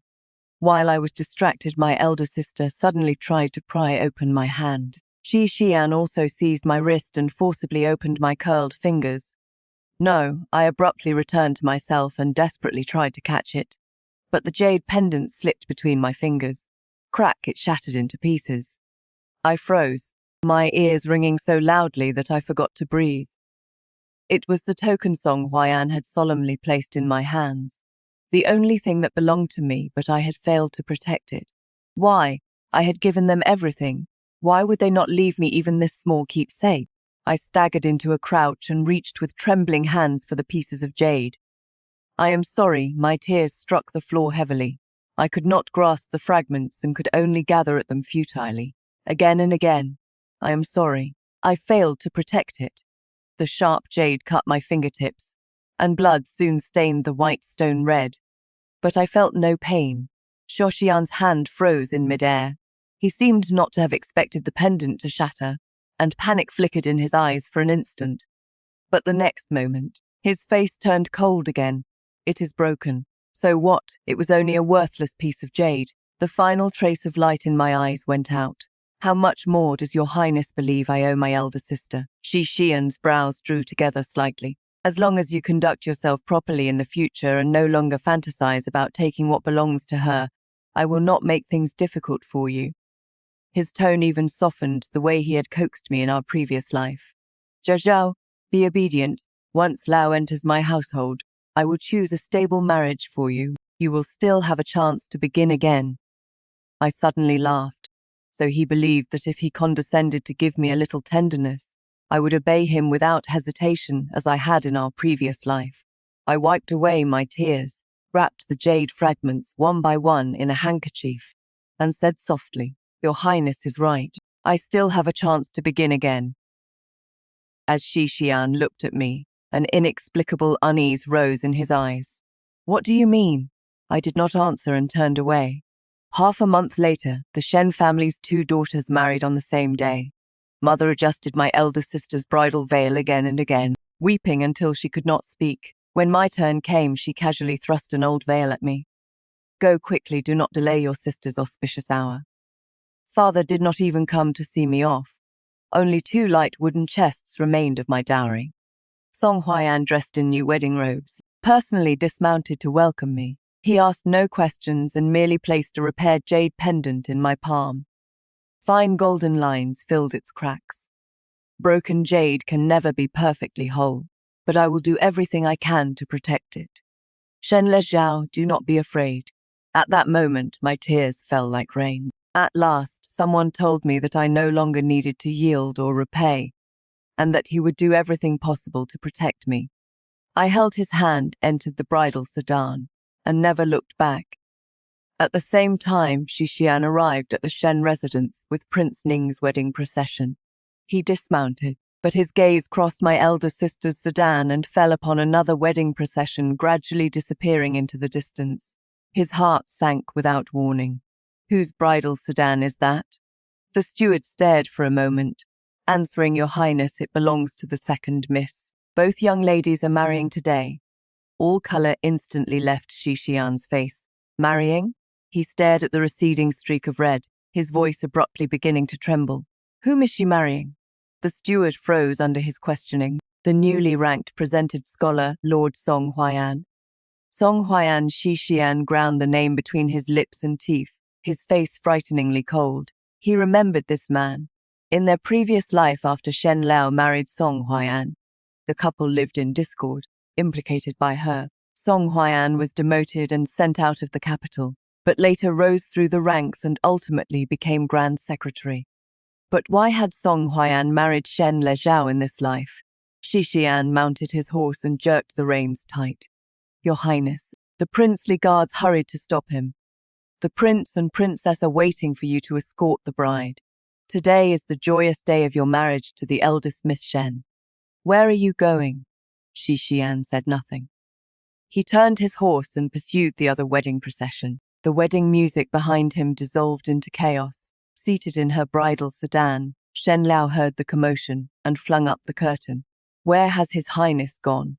The wedding matron stammered, not daring to answer. The smile slowly froze on Shen Lao's face, and her nails dug into her palm. Whom did he go after? No one dared speak. She flung the round silk fan in her hand against the sedan. Shen Lezhao. Elsewhere, the Song family's wedding procession had already turned onto the long avenue, seated in the sedan. I held the repaired jade pendant and listened to the gongs and drums outside. The boulder weighing on my chest for 2 lifetimes finally shifted slightly. After 2 more streets, I would leave the Shen family completely behind. But hoofbeats pursued us from the rear, urgent and chaotic.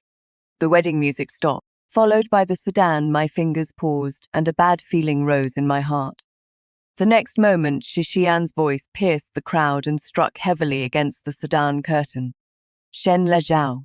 I closed my eyes. He had pursued me after all. Xixian jumped from his horse and walked directly toward the bridal sedan. The wedding matron hurriedly spread her arms in front of him. Your Highness, today is an auspicious day. You cannot casually lift a bride's sedan curtain. It would bring ill fortune. Move aside. That absolutely cannot be allowed. Xixian reached to push her away, and the members of the Song family's wedding procession immediately surrounded him. The 2 sides reached a stalemate. He called to me through the curtain. Zhao Zhao, come out. They say you intend to marry Song Huai'an. I do not believe it. You cannot possibly marry another man. Listening to him, I found it only absurd.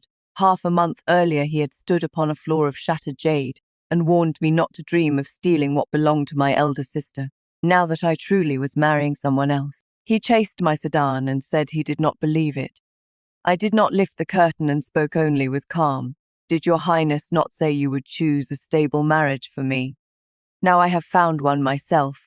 Your Highness need not trouble yourself. Outside, silence held for an instant. Xixian's voice tightened. I meant in the future, not today. What difference is there? I tightened my hand around the pendant. Has your Highness not always believed you owed my elder sister? Now you will marry her, and I will marry Song Huai'an. Everyone has obtained what they wished for. Is that not excellent? I have not obtained what I wished for. He blurted out the words. The surrounding guests began to discuss in whispers. Even Xixian froze behind the sedan curtain. I could not see his expression, but I heard his breathing grow heavier.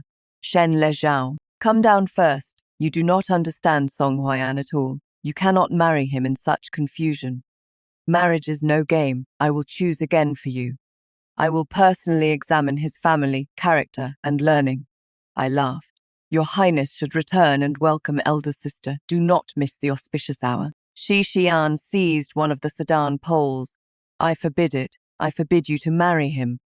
The moment he finished, Song Huai'an crossed the crowd and stood before the bridal sedan. Dressed in red wedding robes, his features remained gentle, but his voice did not yield in the slightest. Your Highness is behaving far too imperiously. Today is the joyous day of my marriage to Zhao Zhao. You abandoned your own bride to block my wedding sedan. What reason permits this? Xixian stared at him. This heir is speaking to her. It is not your place to interrupt. Song Huai'an blocked the way completely. She is now my wife. Your Highness is harassing her on a public avenue and damaging her reputation. Of course it concerns me. Please move aside, Your Highness, and do not delay our auspicious hour. The word wife reddened Xixian's eyes. He abruptly seized Song Huai'an by the collar. What are you to deserve calling her your wife? The guards of the princely residence hurried forward. Your Highness, the prince has ordered you to return and welcome the bride at once. Xixian threw them off. Get out. If anyone dares let this sedan advance 1 step today, this heir will break his legs. Song Huai'an straightened his collar and did not retreat an inch. Does your Highness intend to abduct a bride in the street? However powerful Prince Ning's residence may be, it cannot force a married woman. The crowd of onlookers grew, and their whispers became increasingly unpleasant. The princely guards no longer dared allow his fast to continue. They rushed forward and forcibly restrained his arms. Xian struggled desperately, veins bulging at his temple. Shen Lezhao, you cannot leave. You were supposed to be my wife. My hand clenched the fabric of my skirt. During my confinement in the secondary residence, I had prayed countless times that he would remember I was the wife who bowed to heaven and earth with him and shared 3 years of his life. But until my death, he believed only that I was the criminal who stole my elder sister's marriage. Now I no longer wanted him. Yet he chased after me, repeatedly declaring that I should have belonged to him. I lightly tapped the sedan wall. Lift the sedan. The bearers raised it again, and Song Huai'an mounted his horse to guard its side. Held firmly by the guards, Xian could only watch as the bridal sedan moved farther and farther away. Zhao Zhao, he shouted until his voice turned hoarse. I did not look back. Only after the street corner hid him completely did I release my skirt. My nails had left a row of bloody marks in my palm. Song Huai'an's voice came from beyond the sedan. Do not be afraid, I am here. Those few words heated my eyes. I rested my forehead against the sedan wall and answered softly. All right. In the end, the princely guards escorted Xian back to the Shen residence. Shen Liao had waited so long that her makeup was ruined. The moment he appeared, she hurried to him and took his hand in grievance. Xian, where did you go? I waited for so long. Xian looked at the pearls and jade covering her hair, but his mind held only the other bridal sedan disappearing into the distance. Through the sedan curtain, Shen Lezhao had called Song Huai'an her husband. That quiet word pierced his heart like a nail. He had clearly chosen Shen Liao in their previous life. Shen Liao had died because of him. He owed her a life, so he naturally should marry her and make amends. Everything was developing exactly as he wanted. Then why did Shen Lezhao's marriage cause him such pain? Shen Liao tightened her grip on his hand. Xian, the prince and princess are waiting for us. Xian returned to himself. Looking at my elder sister's red-rimmed eyes, he suppressed the irritation surging in his chest. Let us go. Prince Ning's residence blazed with festive lanterns and overflowed with guests. Wearing a phoenix crown and embroidered ceremonial cape, Shen Liao carried the red silk into the main hall, and a smile finally returned to her face. But during the wedding vows, Xian did not move for a long time. The master of ceremonies prompted him once. Your Highness, it is time to bow to your parents. My elder sister secretly tugged the red silk. Xian. He closed his eyes and forced himself to bend. He told himself Shen Liao was the woman he ought to marry. Shen Lezhao was deeply calculating and had not hesitated to steal another woman's identity for wealth and rank. Her marriage to Song Huai'an merely meant she had chosen another person to cling to. She could marry whomever she wished. What had it to do with him? But with every bow, his chest grew more constricted, until even the guests' congratulations sounded indistinct. After the rites, Shen Liao was escorted to the bridal chamber. She sat upon the wedding bed covered with peanuts and red dates, happily waiting until late at night. At last, the door opened. Xian entered, smelling of wine. Shen Liao blushed. After waiting for him to lift her veil, she took his hand of her own accord. Xian, I have finally married you. The 3 years I spent corresponding with you were the happiest of my life. I remember every poem you sent and every word you wrote. From now on, I will be a good wife and never disappoint you again. She looked up at him, her eyes full of love, but Xian stared absently at the jade bracelet around her wrist. In their previous life, Shen Lezhao had owned a similar bracelet. He had personally placed it on her wrist after they married. Shen Lezhao's wrist was slender, and the bracelet constantly slid downward. Afraid of breaking it, she seldom wore it and took it out only when accompanying him to palace banquets. Later, when he confined her to the secondary residence, he ordered that bracelet smashed as well. What had he said at the time? He said a vicious woman like her was unworthy of wearing something he had given. Xian abruptly pulled back his hand, and the flush faded from Shen Liao's face. Xian, today is our wedding night. Forcing a smile, she reached out to undress him. It is late. Let us rest. Xian stepped back. He suddenly thought of Shen Lezhao in the Song family's bridal chamber at this very moment. Song Huai'an would lift her veil. He would hold her hand and share her bed. The instant the thought formed, uncontrollable violence surged in Xixian's chest. The next moment he turned and rushed through the door. My elder sister hurried after him. Xian, where are you going? Today is our wedding night. You cannot leave. Xixian did not even slow his steps. Princess Ning arrived at the news and ordered the guards to stop him. He kicked away the person blocking his path, seized a horse from the courtyard, and charged out of the residence. My elder sister leaned against the doorframe and watched his back disappear into the night. The guests had not yet dispersed. Manny personally saw the groom abandon his bride and ride away in the night. Whispers entered her ears. The phoenix crown on my elder sister's head weighed so heavily that she could barely stand. She tore it off and hurled it to the floor. Shen Le Zhao again. The Song residence was not as grand as Prince Ning's. The courtyard was small, newly cut red silk hung beneath the eaves, and the table held only ordinary food and wine. But when I stepped from the sedan, every member of the Song family came out to welcome me. Song Huaiyan's mother personally supported me as I crossed the fire basins. Lowly mind the hem of your skirt. After the wedding bows, I was escorted to the bridal chamber. Before I had sat for long, a young maid brought hot tea and refreshments. Young madam, the young master feared you would be hungry and specially instructed the kitchen to prepare your favorite chestnut cakes. There is also a bowl of chicken soup warming on the stove. If you do not want it now, I can bring it later. Looking at the steaming food on the table, my nose stung. On the day I married into Prince Ning's residence in my previous life, the princess despised my low birth and believed I had used tricks to climb into Xixian's household. She specifically ordered the servants not to give me a single mouthful of food. I sat beneath the phoenix crown all day. Xixian did not return from the palace until late at night. When he saw my face pale with hunger, he personally cooked me a bowl of noodles and held me coaxing me for a long time. At the time, I believed official business had delayed his return. Only later did I learn that the princess had deliberately kept him at the palace to put me in my place. He knew perfectly well that his mother was tormenting me, but asked me only to endure it. She is my mother, after all. Zhao Zhao, bear these grievances. I will make all of them up to you in the future. He did compensate me, but the stomach pain from an entire day without food was real. The injuries to my knees from kneeling outside the princess's courtyard were also real. Every injury had happened. Jewels sent later could not erase them with the stroke of a brush. Seeing me remain still, the maid grew nervous. Young madam, is the food not to your taste?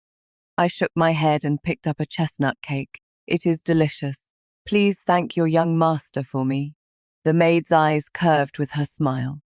The young master said the young madam would be busy all day and would surely have no time to eat. He insisted you must not go hungry. Afraid I was thirsty, she refilled my hot tea. Fearing the phoenix crown was too heavy, she even found a matron to remove it for me. These most ordinary acts of care were more precious to me than a courtyard full of betrothal gifts. Late that night, Song Huaiyan finally returned to the room. The scent of wine clung to him, but his eyes were clear. When he lifted my veil, he looked at me for a long time, as the tips of his ears slowly reddened. Zhao Zhao. It was the first time he had called me that. I answered softly. He sat beside me and brushed the peanuts and red dates to one side of the bed. Then he brought 2 quilts, spreading one on the inner side and one on the outer side. I was somewhat surprised, Song Huaiyan explained quietly. Our marriage was arranged in haste, and we do not yet truly know one another, though we have bowed to heaven and earth. I will not use the name of husband and wife to force you. Tonight, we will sleep in our clothes. I will sleep on the outer side and will not touch you. When the day comes that you sincerely wish to be husband and wife with me, we will consummate the marriage. Looking at his back as he carefully prepared the bed, warmth filled my heart.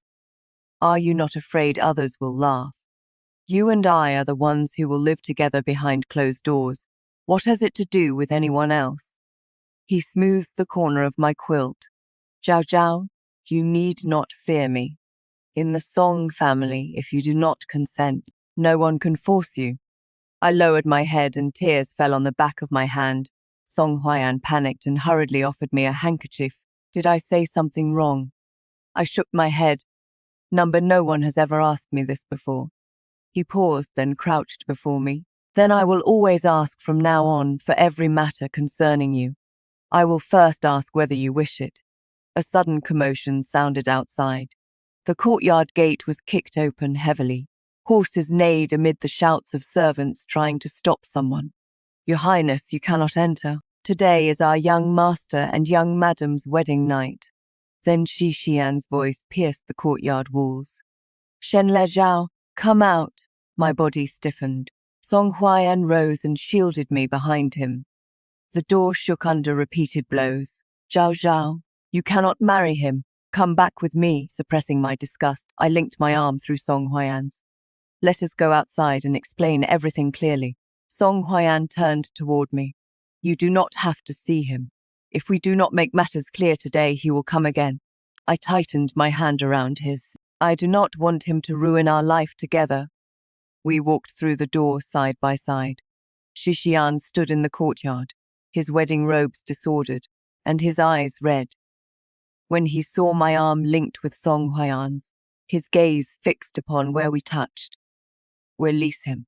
I did not move. Why has your Highness invaded the Song residence late at night? Come with me. Where? Back to the Shen residence or to a place I arranged for you. He extended a hand toward me. In any event, you cannot remain here. I laughed. On what grounds? Shi Xian's throat moved, but it took him a long time to force out one sentence. Because I forbid it. You were supposed to be my wife. Song Huaiyan's arm tightened. I patted the back of his hand and looked up at Shi Xian. Your Highness, wake from your delusion. Your wife is alone in an empty room at Prince Ning's residence. You abandoned my elder sister, invaded another man's bridal chamber, and declared that I was supposed to be your wife. Do you not find that ridiculous? If you are willing to return with me, I will settle everything. Leave Song Huaiyan and do not stay in the Song family. Shi Xian glanced at the low courtyard wall, his tone darkening. A family of this status is unworthy of you. If you wish to marry, I will choose someone better. I tightened my arm around Song Huaiyan. My husband is excellent. He respects and protects me, nor will he condemn me because of a few words from someone else. In my eyes, he is 10,000 times better than you. Shi Xian's face suddenly went white. What did you say? I said he is better than you. You are not even worthy of comparison with him. He abruptly strode toward me. Song Huaiyan stepped forward and blocked his path. Both men clenched their fists almost simultaneously. Another urgent rush of footsteps sounded outside the courtyard. Prince Ning and his princess arrived with attendants. The moment the prince saw the scene, he struck Shi Xian across the face. Wretched fool! You abandoned your wife on your wedding night and invaded an official's residence to seize a woman. Has Prince Ning's household not lost enough face? The princess also apologized repeatedly to the Song family. He drank too much and lost his senses. That is why he spoke such nonsense.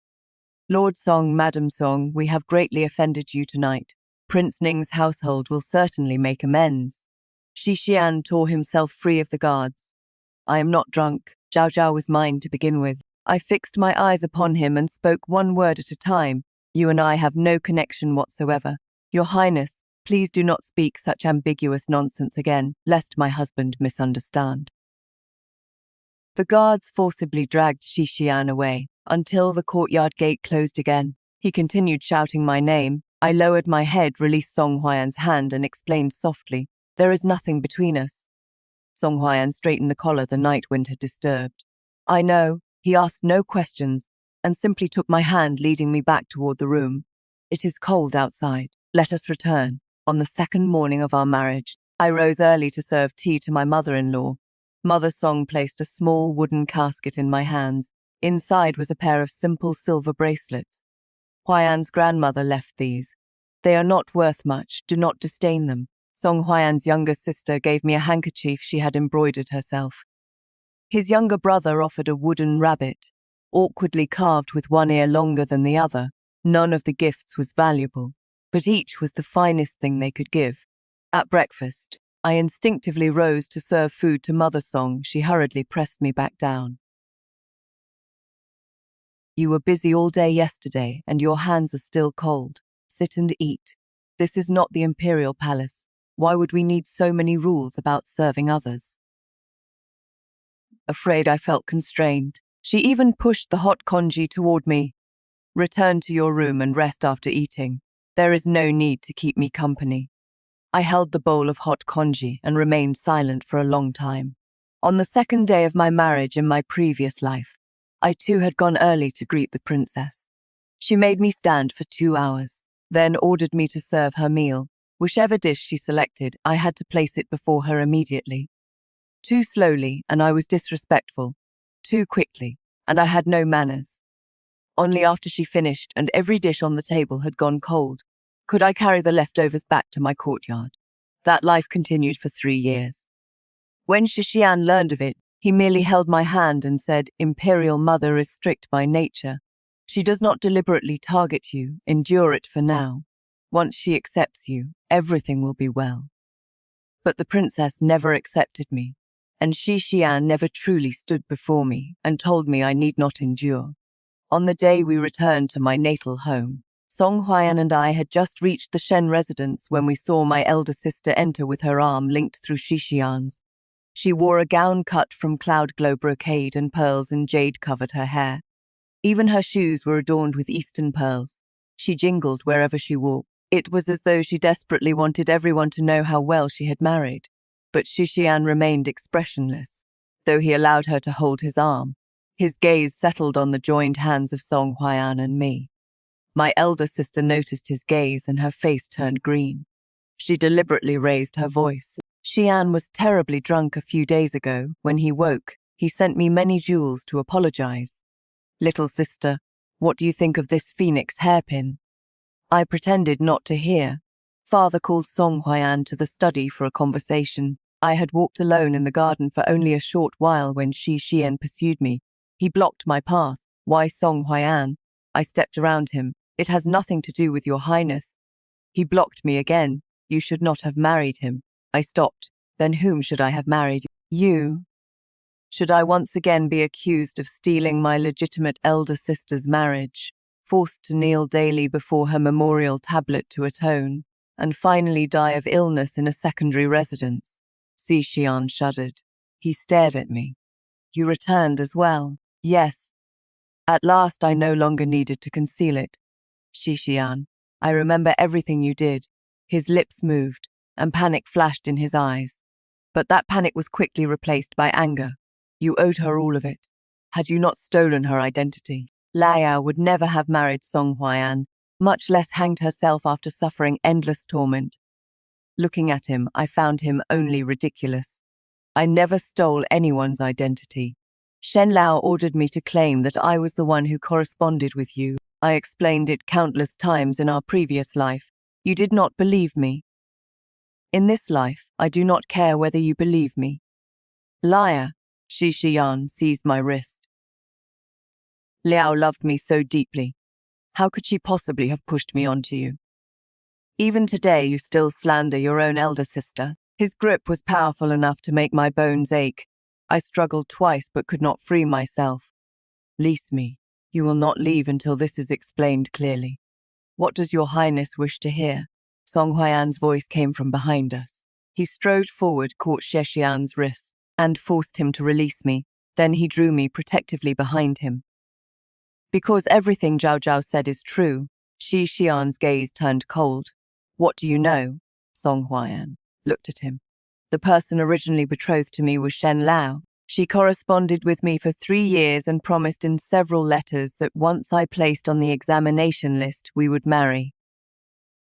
But the moment your highness recovered your identity and arrived with betrothal gifts, she regretted her promise. To prevent the Shen family from gaining a reputation for promising one daughter to 2 families, she and Madame Shen forced Zhao Zhao upon me without caring whether Zhao Zhao consented. To speak bluntly, Shen Liao kept 1 foot in each boat. She could not bear to give up a newly ranked scholar like me, nor could she release the wealth and rank your highness offered. Xian's face turned livid. Impossible. Liao said Zhao interfered and stole her marriage. I kept every letter, Song Huai'an did not raise his voice, yet his tone allowed no rebuttal. Whether the handwriting belongs to Shen Liao can be determined by comparison. I originally had no wish to discuss these matters. A gentleman should not speak of a woman's private affections. But if your highness uses this matter to bully my wife, I can no longer conceal the truth for Shen Liao. Xixian stood still, all color gone from his face. While he was stunned, Song Huai'an took my hand and led me from the garden. After leaving the Shen residence, he did not return home immediately but took me to the long avenue. Our wedding was too hurried, and many things have not yet been purchased. We have time today. What would you like? I stopped outside a jewelry shop, but Song Huai'an asked the proprietor to bring out every finest piece in the shop. I hurriedly stopped him and selected only the simplest white jade hairpin. There are too many, I cannot use them. One is enough. Song Huai'an looked down at me, a smile in his eyes. For now, I can buy only one. Once I receive a salary in the future, I will buy you more. Everything you lacked before. I will make up to you one piece at a time. I shook my head. You stood before me today and spoke the truth on my behalf. That is already more than enough. He held my hand. Xiao Zhao, I will not allow you to suffer grievances in the future. Looking at him, I nodded earnestly. I believe you. 3 days later, Xixian came again. He brought more than a dozen chests that blocked the lane outside the Song residence. They contained jewels and silk, as well as my favorite chestnut cakes, osmanthus candies, and green plums from Jiangnan from my previous life. He stood outside and insisted on seeing me. Zhao Zhao, I investigated. Shen Liao truly wrote those letters. In our previous life, I misunderstood you. I remained behind the courtyard gates and did not allow anyone to admit him. And therefore, Xixian's voice turned bitter. I have already punished her, and the matron beside her who knew the truth was sold away. She will not dare harm you again. All these things are for you. I remember everything you liked before. Zhao Zhao, you are the one I have always loved. Had her suicide note not deceived me in our previous life, I would never have hurt you. The lane had already filled with people watching the spectacle. Every sentence he uttered poured filth over my name. Only days ago, people admired my marriage to a newly ranked scholar. Now some pointed at the Song residence and claimed I had a secret affair with my brother-in-law. I pushed open the gates and threw out everything he had sent. A box of chestnut cakes hit the ground and rolled into the dirt. Xixian, you repeatedly claim you wish to compensate me, yet time and again you place me in mortal danger. Did you ever consider how others would speak of me when you blocked the entrance to the Song residence with these gifts? Looking at the wreckage across the ground, Xixian went pale. I only wish to treat you well.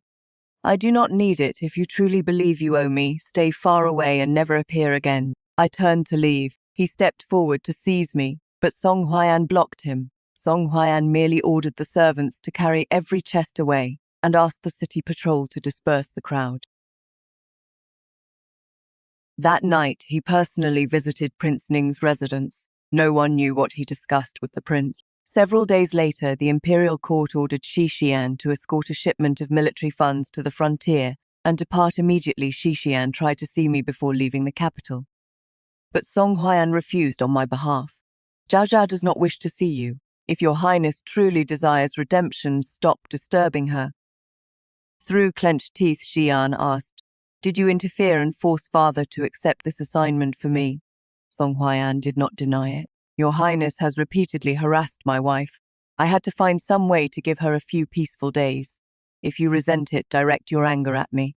After Xixian left, peace finally returned to the capital. Whenever Song Huai'an returned from his office each day, he brought me a small gift. Sometimes it was a packet of sugar-roasted chestnuts, sometimes a camellia in perfect bloom. Once, he saw a little wooden horse beside the street, thought it resembled the horse I had ridden as a child, and bought it to place before our window. An aunt from the clan once mocked my shabby dowry before everyone. Before I could speak, Song Huai'an set down his chopsticks. Zhao Zhao entered the Song family and became its most honored member. If aunt looks down upon her, then you need not cross the Song family's threshold again. The aunt slammed the door and left in fury. His expression did not change. He placed a piece of fish in my bowl and carefully removed every bone. Looking at the fish, my eyes suddenly heated.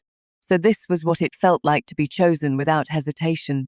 3 months later, word came from the frontier that Xixian would soon return to the capital. I held the letter and remained silent for a long time. Song Huayan saw my unease. Would you like to see somewhere else? I raised my head.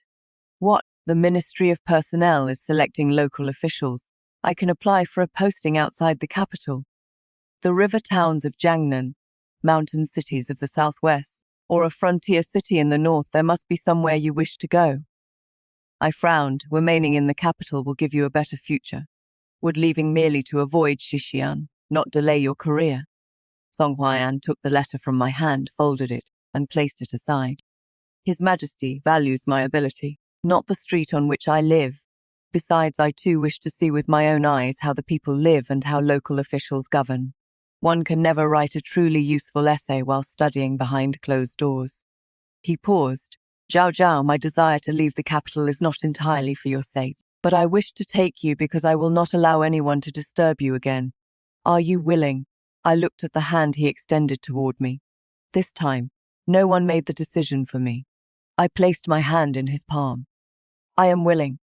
By the day Xixian returned to the capital, Song Huayan and I had already left. He galloped to the Song residence and found only a locked house.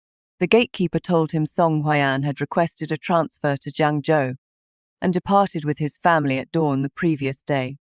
Xixian smashed the lock on the Song residence gate on the spot, but the house was empty. Even the chair in which I often sat had been removed.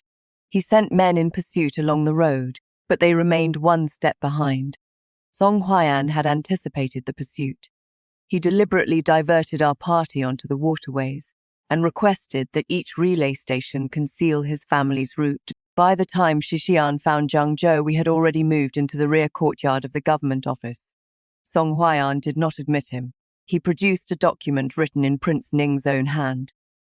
Your Highness was ordered to return to the capital and report on your mission.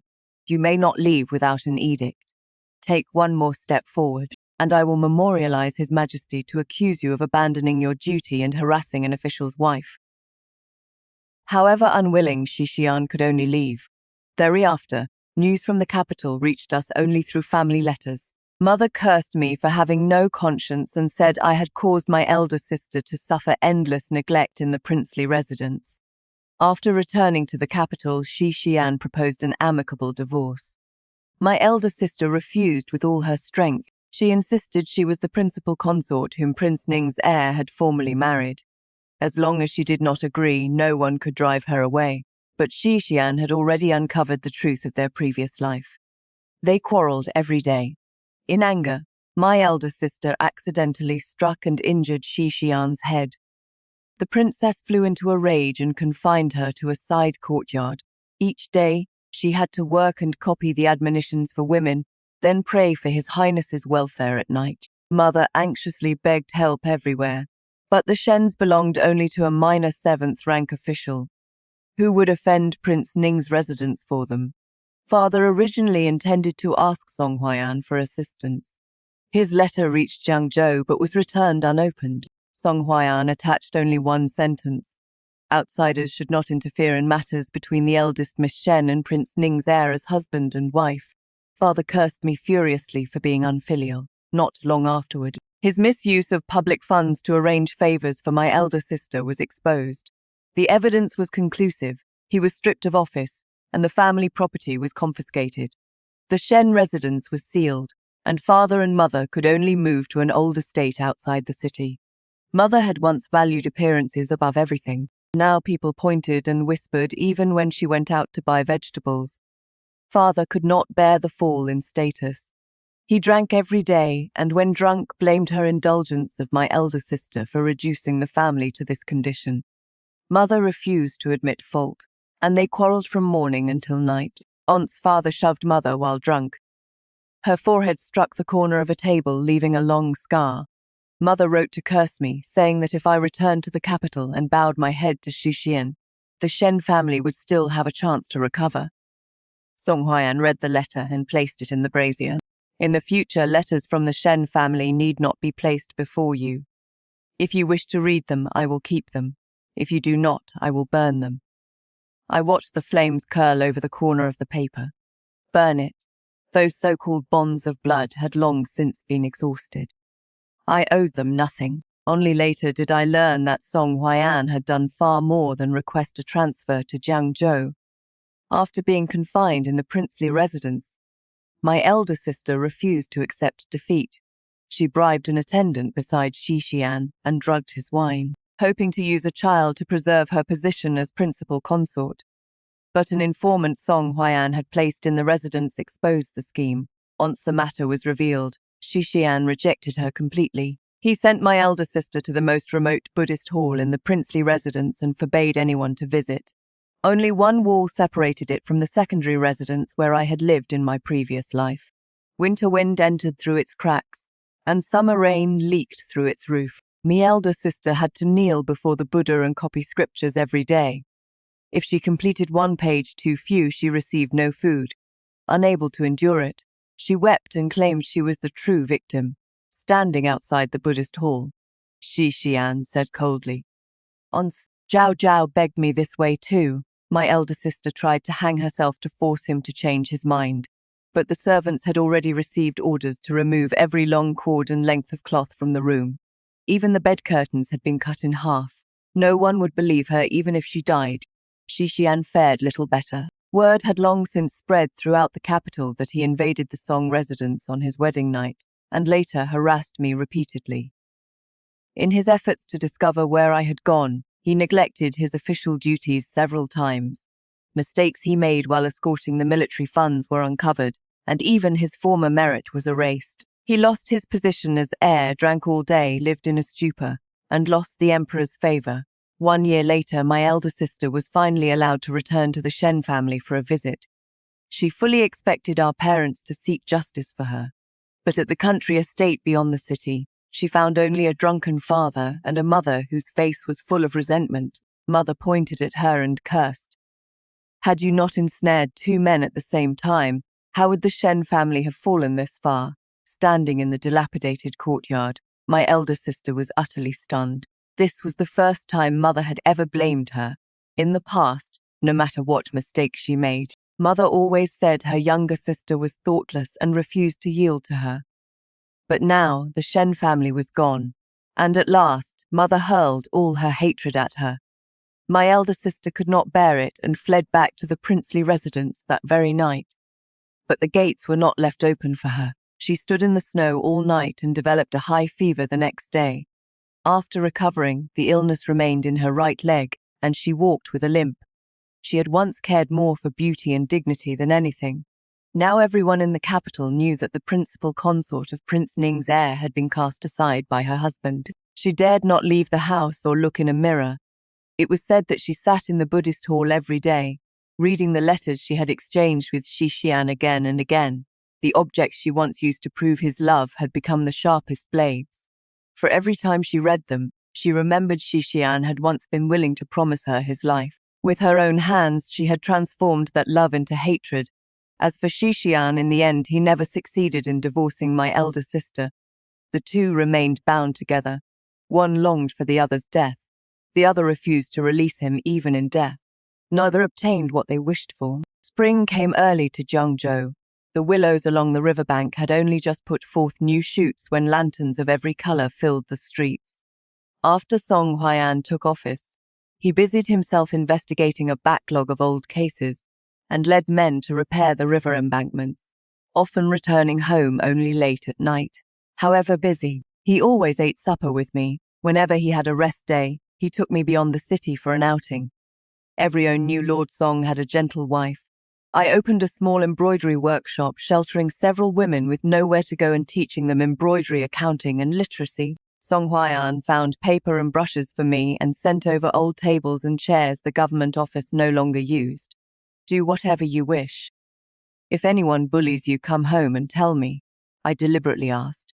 Does Lord Song intend to bully others with his authority? He sorted the account books for me without raising his head. I do not bully people, I merely protect my own. During that year's lantern festival, we went to the river to release lanterns together. He bought every white jade hairpin from a street stall and arranged them one by one before me. I said I would make up everything to you in the future. I did not know whether to laugh or cry. Who could wear so many hairpins at once? Then wear a different one each day. If you still cannot use them all, save them for our daughter. The tips of his ears reddened as soon as he finished. Looking at him, I gently took his hand. In nearly a year of marriage, he had always kept his original promise. As long as I had not consented, he never crossed the boundary. After returning home that night, I personally extinguished the lamp in the outer room. He stood beside the door without moving for a long time. Zhao Zhao. I removed his outer robe and said softly, "We will not need 2 separate quilts tonight." His breath caught. "Are you certain?" "Yes." I raised my head and looked at him. "Song Huayan, I love you." Outside, the river lapped against the shore. With reddened eyes, he drew me into his arms. His embrace tightened, then quickly loosened from fear of hurting me. "Zhao Zhao, I will treat you well for the rest of my life." Latter, Song Huayan was repeatedly promoted for his successful governance of Jiangzhou. He served in many places. Wherever we went, he first took me to see the local mountains, rivers, and customs. Many years later, he was summoned back to the capital and rose to Grand Secretary. On the day I returned to the capital, I saw Shi Xian once from afar. He stood at the end of the long avenue, frost already coloring his hair. When he saw Song Huayan and me walking side by side, he stepped forward once but did not approach. He looked at me for a long time and softly called, "Zhao Zhao." I did not answer. Shi Xian had become a stranger with no connection to me. When I returned to the residence, Song Huayan waited beneath the covered walkway. Several children surrounded him noisily. One wanted father to hold them. Another wanted father to fly a kite. They had disordered his clothes by the time he saw me and extended a hand. "Zhao Zhao, come help me." I walked over and took our youngest daughter from him. The little girl wrapped her arms around my neck and tucked a crooked crabapple blossom into my hair. Song Huayan studied it for a long time before offering solemn praise. "Beautiful." I could not help laughing. The spring wind passed through the courtyard and stirred the newly hung chimes beneath the eaves. In this life, someone treasured me in his heart and protected me completely.